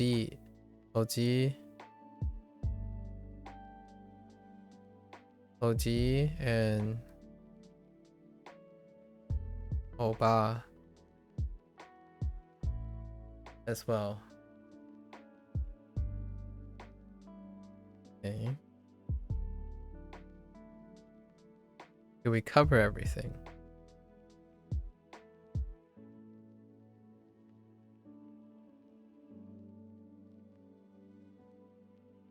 Okay, and then now we have random things in this one too. Using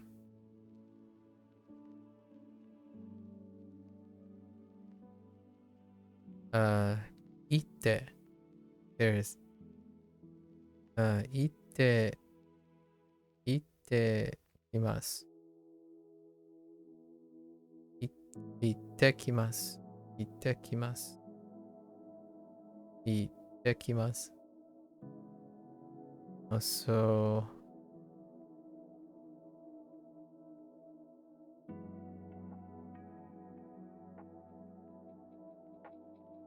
Itera Shai. Itera Shai.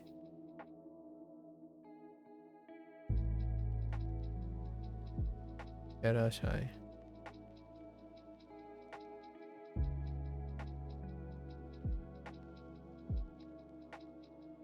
Also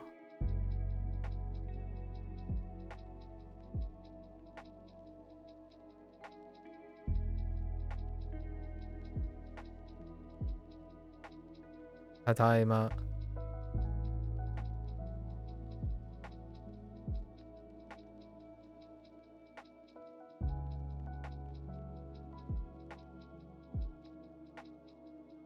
One more.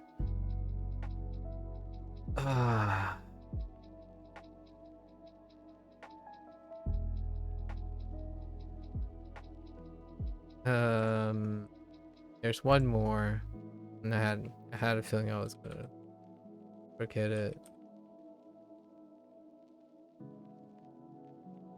There's also oh.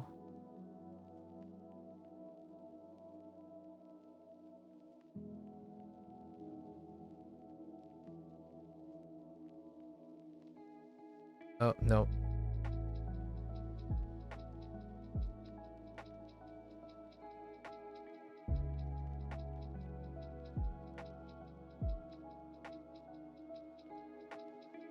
Okari nice.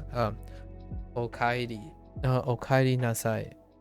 Okairi nasai.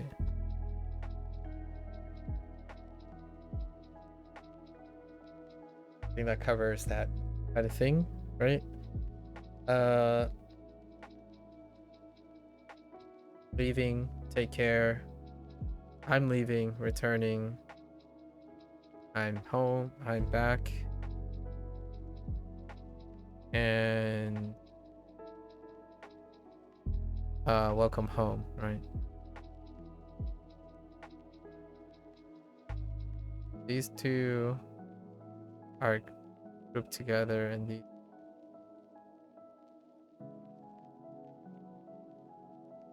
So I think that's covers most of the unit today, most of the stuff today.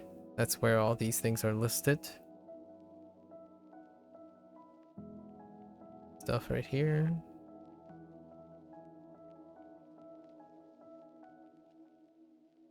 So can I better organize this? I really need to go to the bathroom right now. So I will brainstorm. I'll be right back.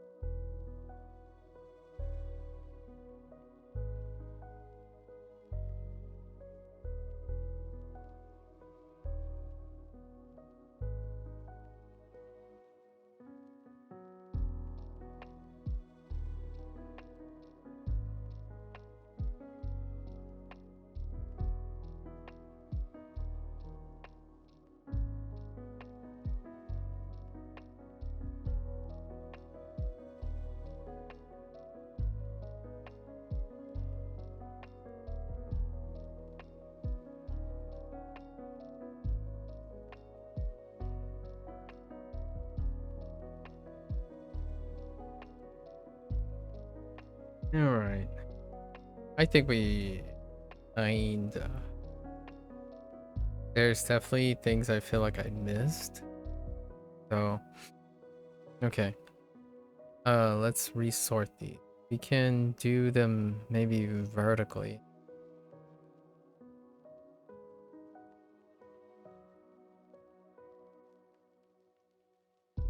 It's definitely a cluster.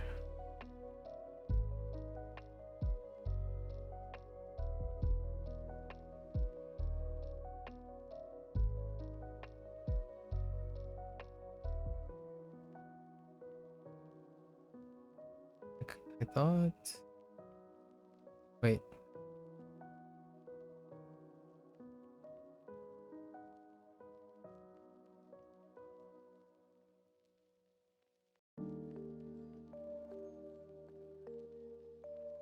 Oh, so it stands alone too.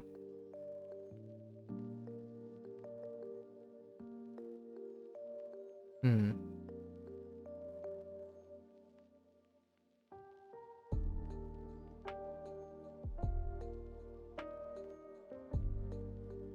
Okay. Alright.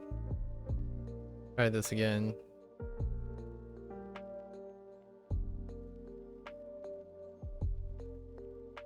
So maybe like.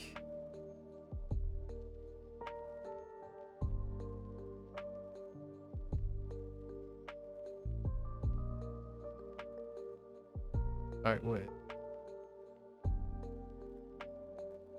Uh-huh.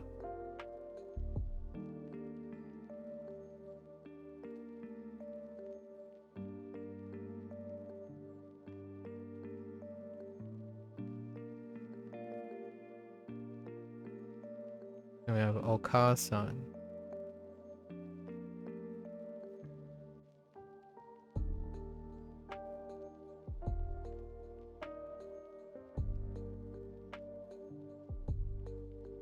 And Ahaoya.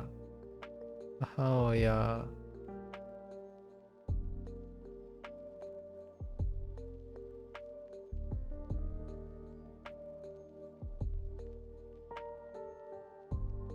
And Oya. Oya stands on its own too.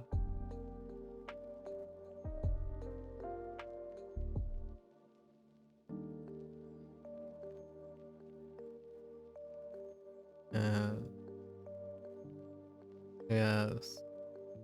Bobo.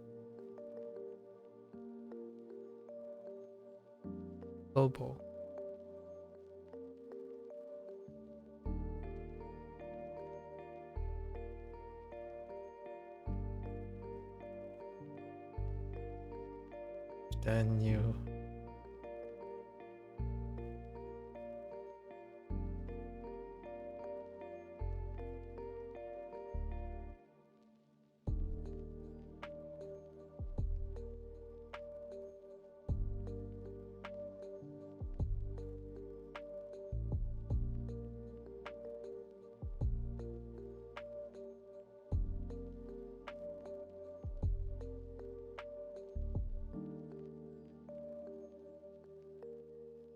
Okay. So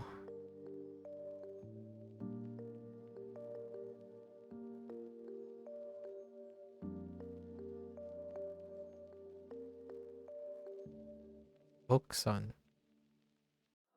Oh no, not Oksan. Just kidding. Uma.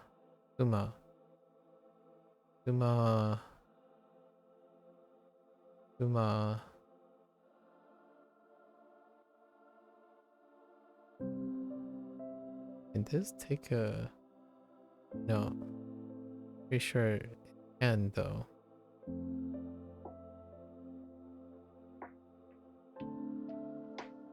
There's a chance it can. We'll have to see it again.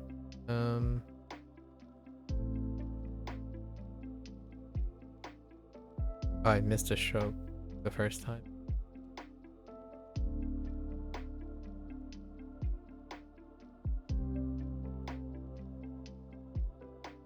Oh. There's no...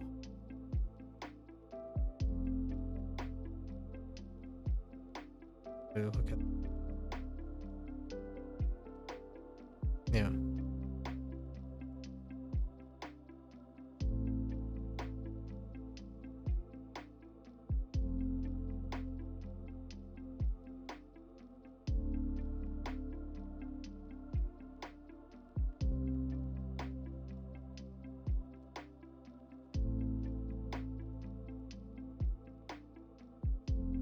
So Oksan.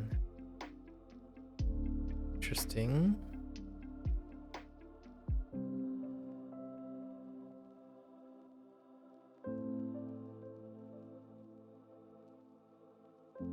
So then easy displacement. We have Chichi, Otosan, Chichioya, and Sofu.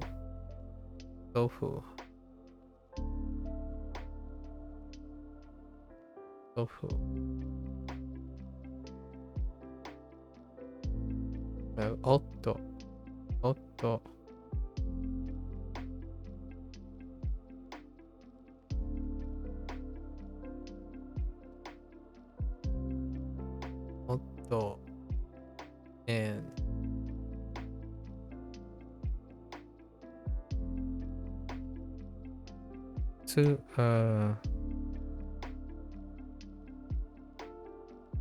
oh, this one needs a second. Yeah, Sujin.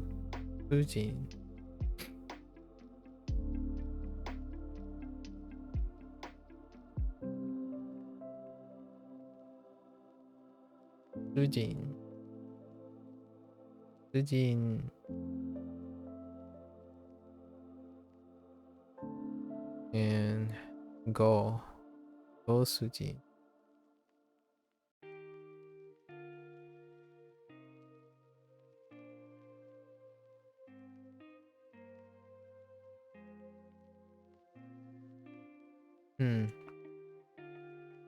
Go Sujin.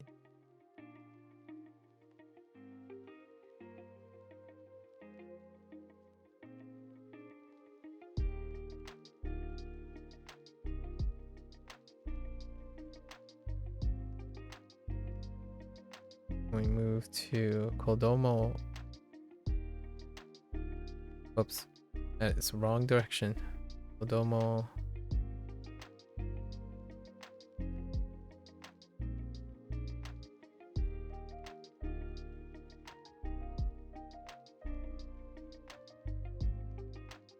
Kodomo.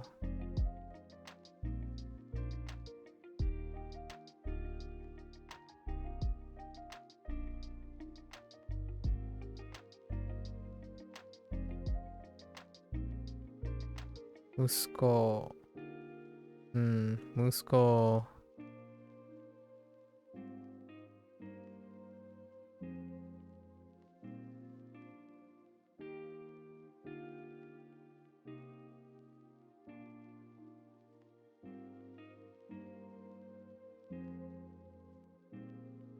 Musume.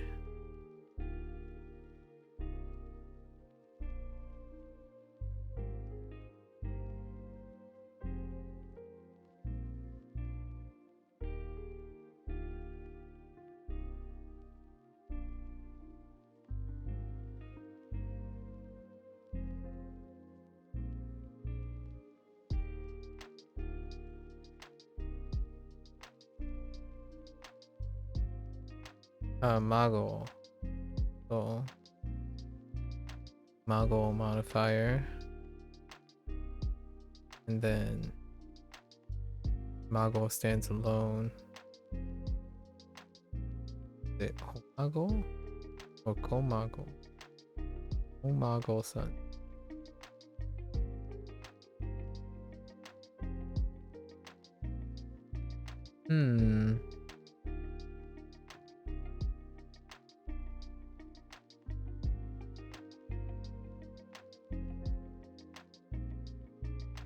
Probably as much as we can get for tomorrow. And then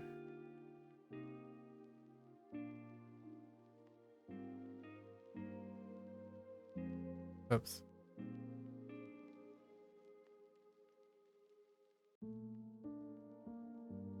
Zaitaku.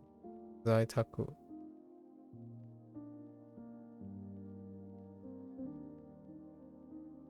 Zaitaku.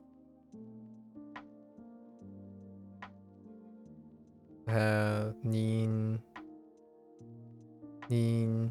use for nin and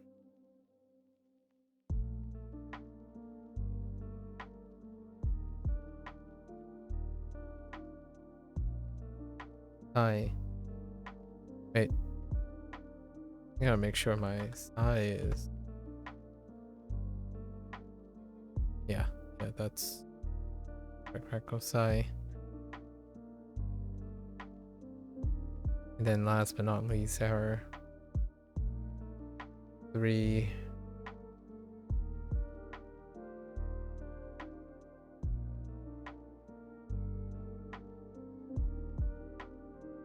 This isn't too bad, since we're familiar with the phrases already. Itekimasu.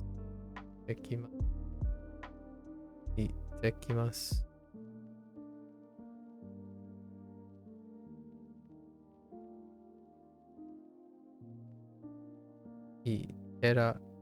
Iterashai. Iterashai.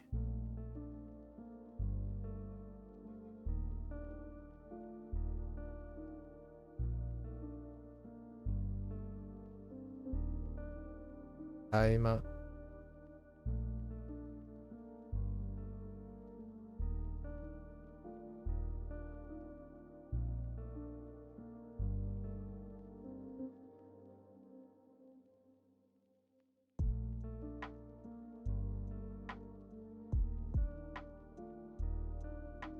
Akairi nasai.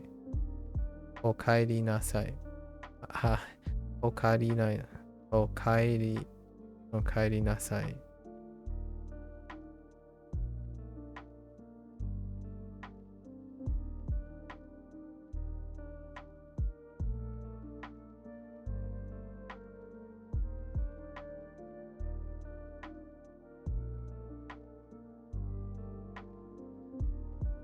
All right.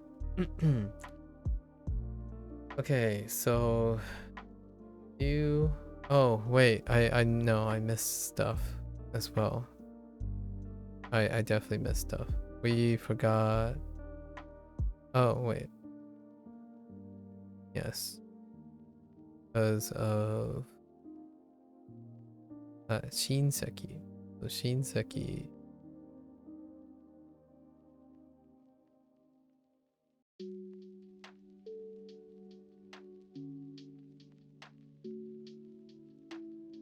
Shinseki.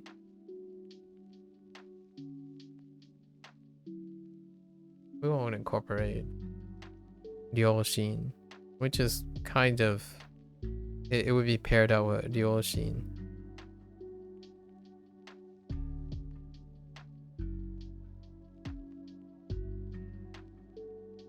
So Ryoshin, Shinseki.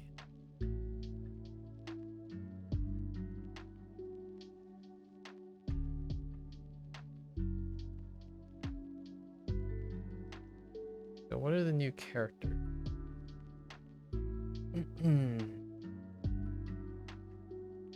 No problems with Zaitaku. Zaitaku. Otto. Otto.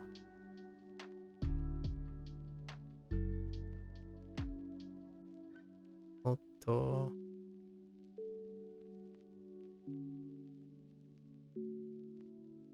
Otto. Tsuma. Tsuma is okay. Otto. There's a chance I might had an extra stroke. Otto. And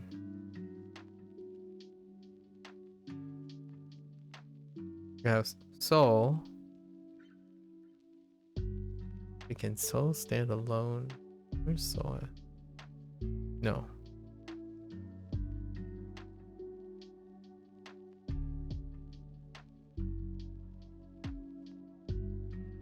So Soul.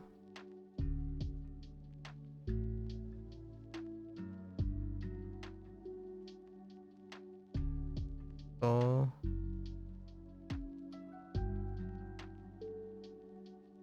And Oksan. Oksan. Oksan and Chujin. Chujin. Oshijin.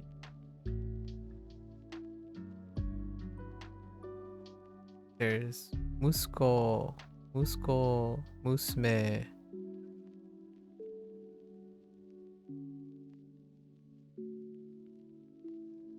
Go. Go. Musume.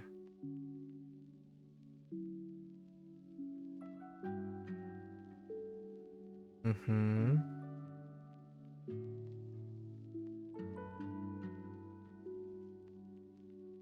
Then Mago.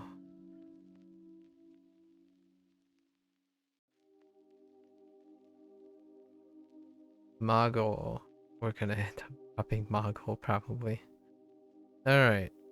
I think that's good enough. I have it sorted out in my head. Don't know if it's gonna look like this tomorrow. Probably not.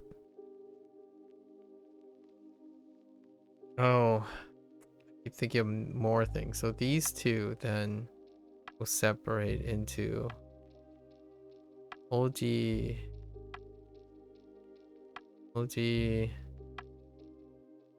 and Oba. Oh, and there's still more actually. We also have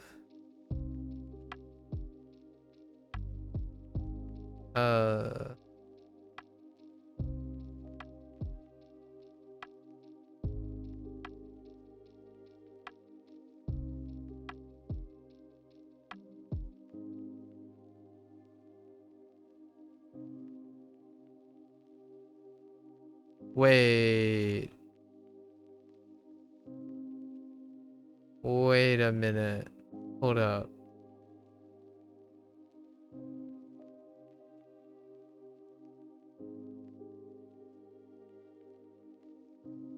What am I looking for? I'm looking for...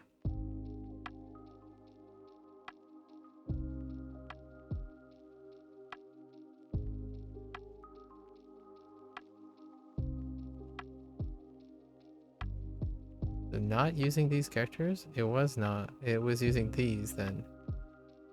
No, it's not.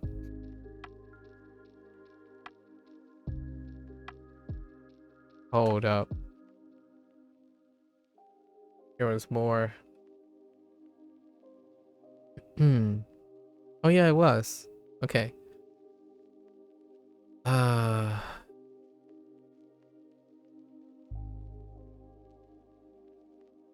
So there's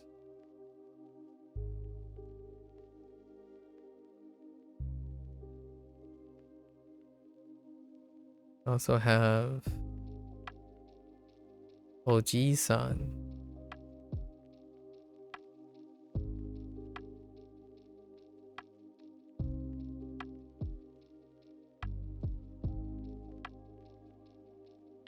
And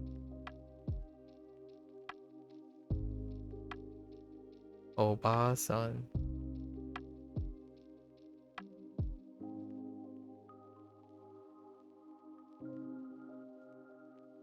Now I think that's the rest. Although they're repurposing, so not too bad. So what does that look like? You have my mother, my father. A different my mother and my father. Maybe like yours and theirs. Osan or Kasan.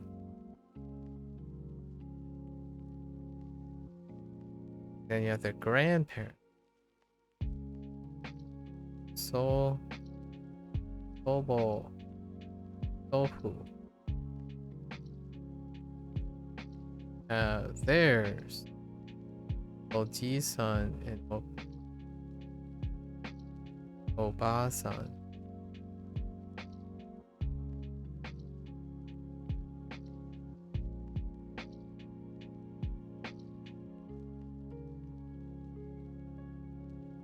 And I'm going to take a jab that tofu bowl is I'm surprised they don't have that. Which probably the three characters put together. You just place these together. Tofu bowl.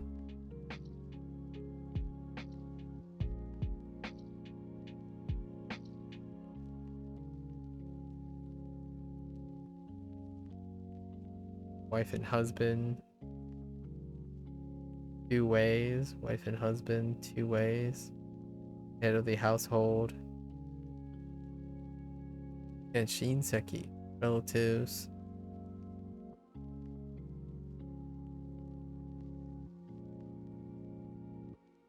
Oji and Oba.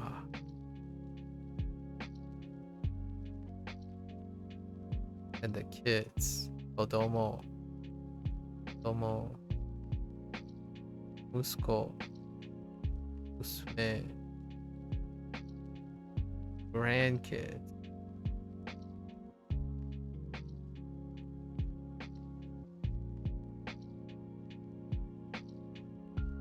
Mago.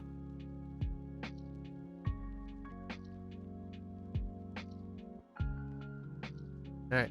We'll see how much we remember tomorrow. I feel like it's pretty okay. I think the one-offs are going to be difficult. There is kind of a relationship in stroke between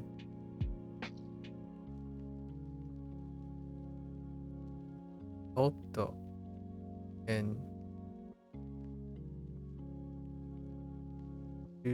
Shujin.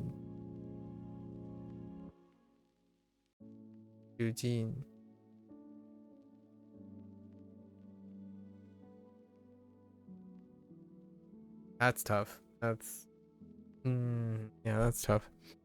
Okay. That's going to be our working organization for tomorrow. Okay, so, what can I say about today? What is a take home for 4 hours? That's a quite a long time for new vocab day.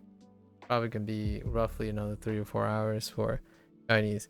What can I say today? I think as much as the conversations are interesting, I really think that a constant, like, I don't know what it is, but I don't particularly resonate with conversations regarding like trying to objectify learning experience, but I guess I can understand the attraction.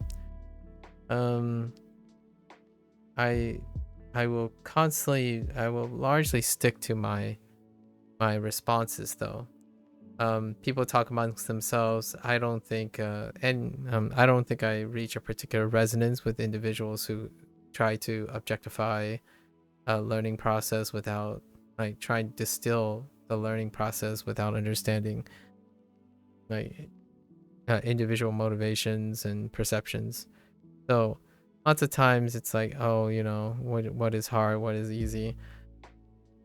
If, in my opinion, if one is so preoccupied with that type of thing when you're talking about something, I feel like a lot of times the discussion lose sight of what is interesting and what makes language learning very personable, let alone useful, right? Do I learn, like, for example, lots of the assertions tend to be from that perspective. It's like, oh, you learn language for a reason, and that reason often comes off as a pragmatic reason, and that kind of follows from someone who may try to quantify a language by hyperobjectivity. And to me, that's well and good. I mean, there are plenty of people out there trying to do that. Personally, that makes it very predictable, consistent, very poetic, right? Being being an incredibly pragmatic and objective-minded person, the pattern of questioning and the pattern of discussion, especially in talking and echo chambering, it's fine. I find it not as intellectually stimulating, since we're not talking about people's own individual experiences. It's kind of often a projection of oneself, like hoping oneself, like, oh, you know, I find this because this is similar. I find this because of this similar. That's great and all. In the end of the day, rather than concerning about constantly talking about what is harder, what grammar structure, what pronunciation, how you validate or measure what it's like to be a certain proficiency or something like that. I kind of like the idea of, hey, tell me what your day is like, you know? Like, what are you currently learning? Or what, like, is there something that you use your target language for that you want to talk about? As opposed to like having a stick measuring contest most of the time. I think those type of things, there are definitely plenty of people out there, plenty of individuals who learn things with that perspective in mind. I don't particularly resonate with that too much, and I like to believe that I'm offering a different perspective on how to approach language learning and engage in target language. Constantly talking about how to quantify things kind of takes the sales out of the enjoyment and hobby and the interest in it. With that said, there are people who think that's the most interesting part about language, right? Or like may think that is the most interesting part. Personally, I don't. So probably that's more of a personal preference. So when you go and discuss about that thing, it goes without saying for me, whether you struggle or you don't, when you struggle, it can be both positive and negative, or it can be indifferent. if you struggle with something and you think it's negative, then I would like to think you're more inclined to think of it from an objective standpoint. If you're struggling with something, that means you're not making any progress. When I think about struggle, it means you're engaging in something that you otherwise could choose to avoid. So that's a whole different perspective.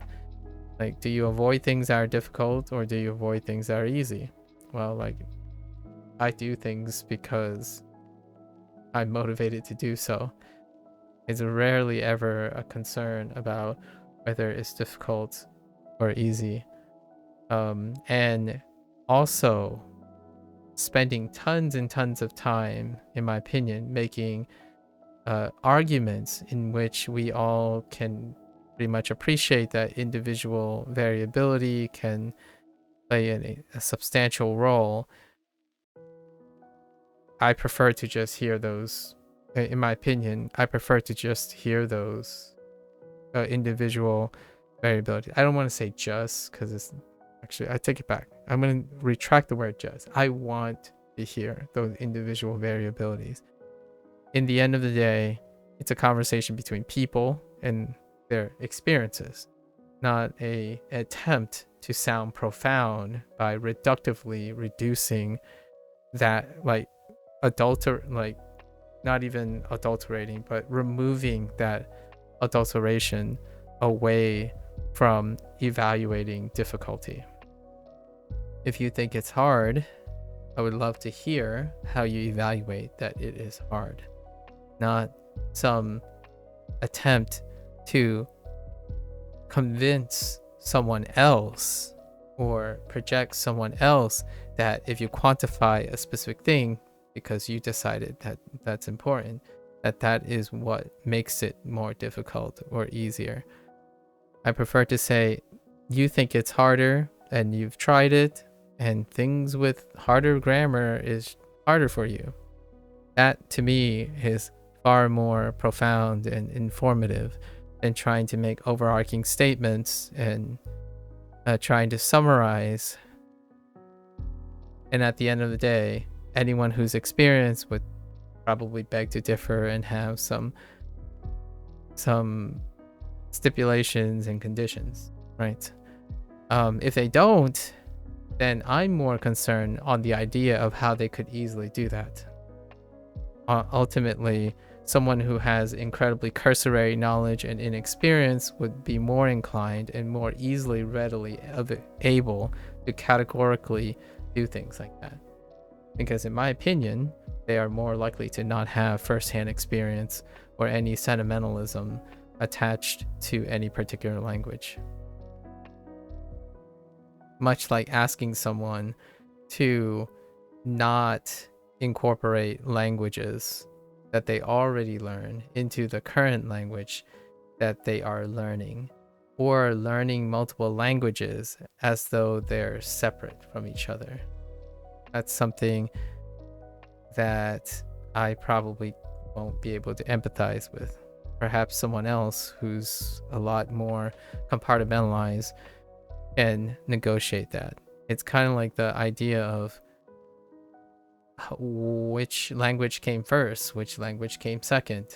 All those things are going to be incredibly wonderful to hear and learn from people who actually have those experiences, as opposed to indulging yourself in theorizing what could be, what is, or what, like, that's probably not my jam. So whether complex grammar systems are more difficult or consistent grammar systems are easier, boy howdy, I can tell you that certainly varies. Even then, I have this idiosyncrasy, for example, when someone says, oh yeah, it must be really hard to write. It must be really hard to write a different writing system, seeing that you use Roman characters since you're an English speaker. I'm like, I actually happen to enjoy learning the character system, the Hanzi and the kanji far more. It encapsulates far more meaning than the Roman characters. So does that make them harder or easier? And hyper-objective people would probably reason that there are more strokes in Hanzi and kanji, but therefore purely objectively they would be harder. Yeah, if you say purely objectively, as in you remove the human element from it, then yes. More strokes, less strokes. More vocabulary, less vocabulary. More rules, less rules. Whether the language is more difficult to learn or easier to learn, now you're talking about humans. Unless you really think that humans are born equal and they all have the same experience and you can control for that, right? Trying to think of it that way makes me think that people can come to conclusions about like, oh yeah, English is the default language because it has these properties. I don't think that's how natural languages come about. There's a reason they're natural languages. I can definitely make a concession if a conlang, like a constructed language that had the properties that people think are the parameters that guide the difficulty of a language, take hold and replaces all the current natural languages, then maybe I have a easier time agreeing that concerning yourself by quantifying language has some tangible pragmatic use for myself personally. So that's probably the take-home message. Having fun, being motivated, being creative, as opposed to constantly going back and forth, determining whether you have more insight or the other person has more insight because you know how to quantify language. I mean, I haven't spoken to too many linguists, but I'm sure that conversation will be amply interesting to soon-to-be linguist. I'm a pragmatist in this case.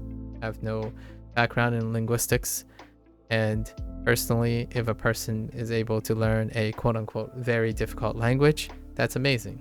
If a person learns a very easy language, that's also amazing. And I'm here to be encouraging and showing that I rarely ever talk about it. And the only time I talk about difficulty and ease and whatnot is actually external. So hopefully I'm not the only one in this boat where learning can be a passion, not something to be objectified. So we'll see. So go out there, not concern yourself with difficulty because you're like we're talking about hobbies here, right? Not necessarily things you have to do. So I would choose the thing that you're most emotionally invested in. Otherwise, it'd be kind of weird. It would be kind of weird to think that things you love, I mean, you could be really lucky that the thing you love is the most objectively ideal thing for you to do. I didn't choose Japanese because it was easy or hard. Constantly focusing on that is probably one of those things that stop people from doing things in the first place. So hopefully that is a sentiment that I want to encourage people to not be too fixated on and go out there and do things, make amazing things, right? All right, so gonna change gears. That's a wrap for the Japanese session. If you're gonna watch this later, arigatou gozaimasu. Until next time for the Japanese, mata ne, ja ne. Right. I'm gonna change gears here. I'm gonna get up and stretch a little bit before we head on to Chinese.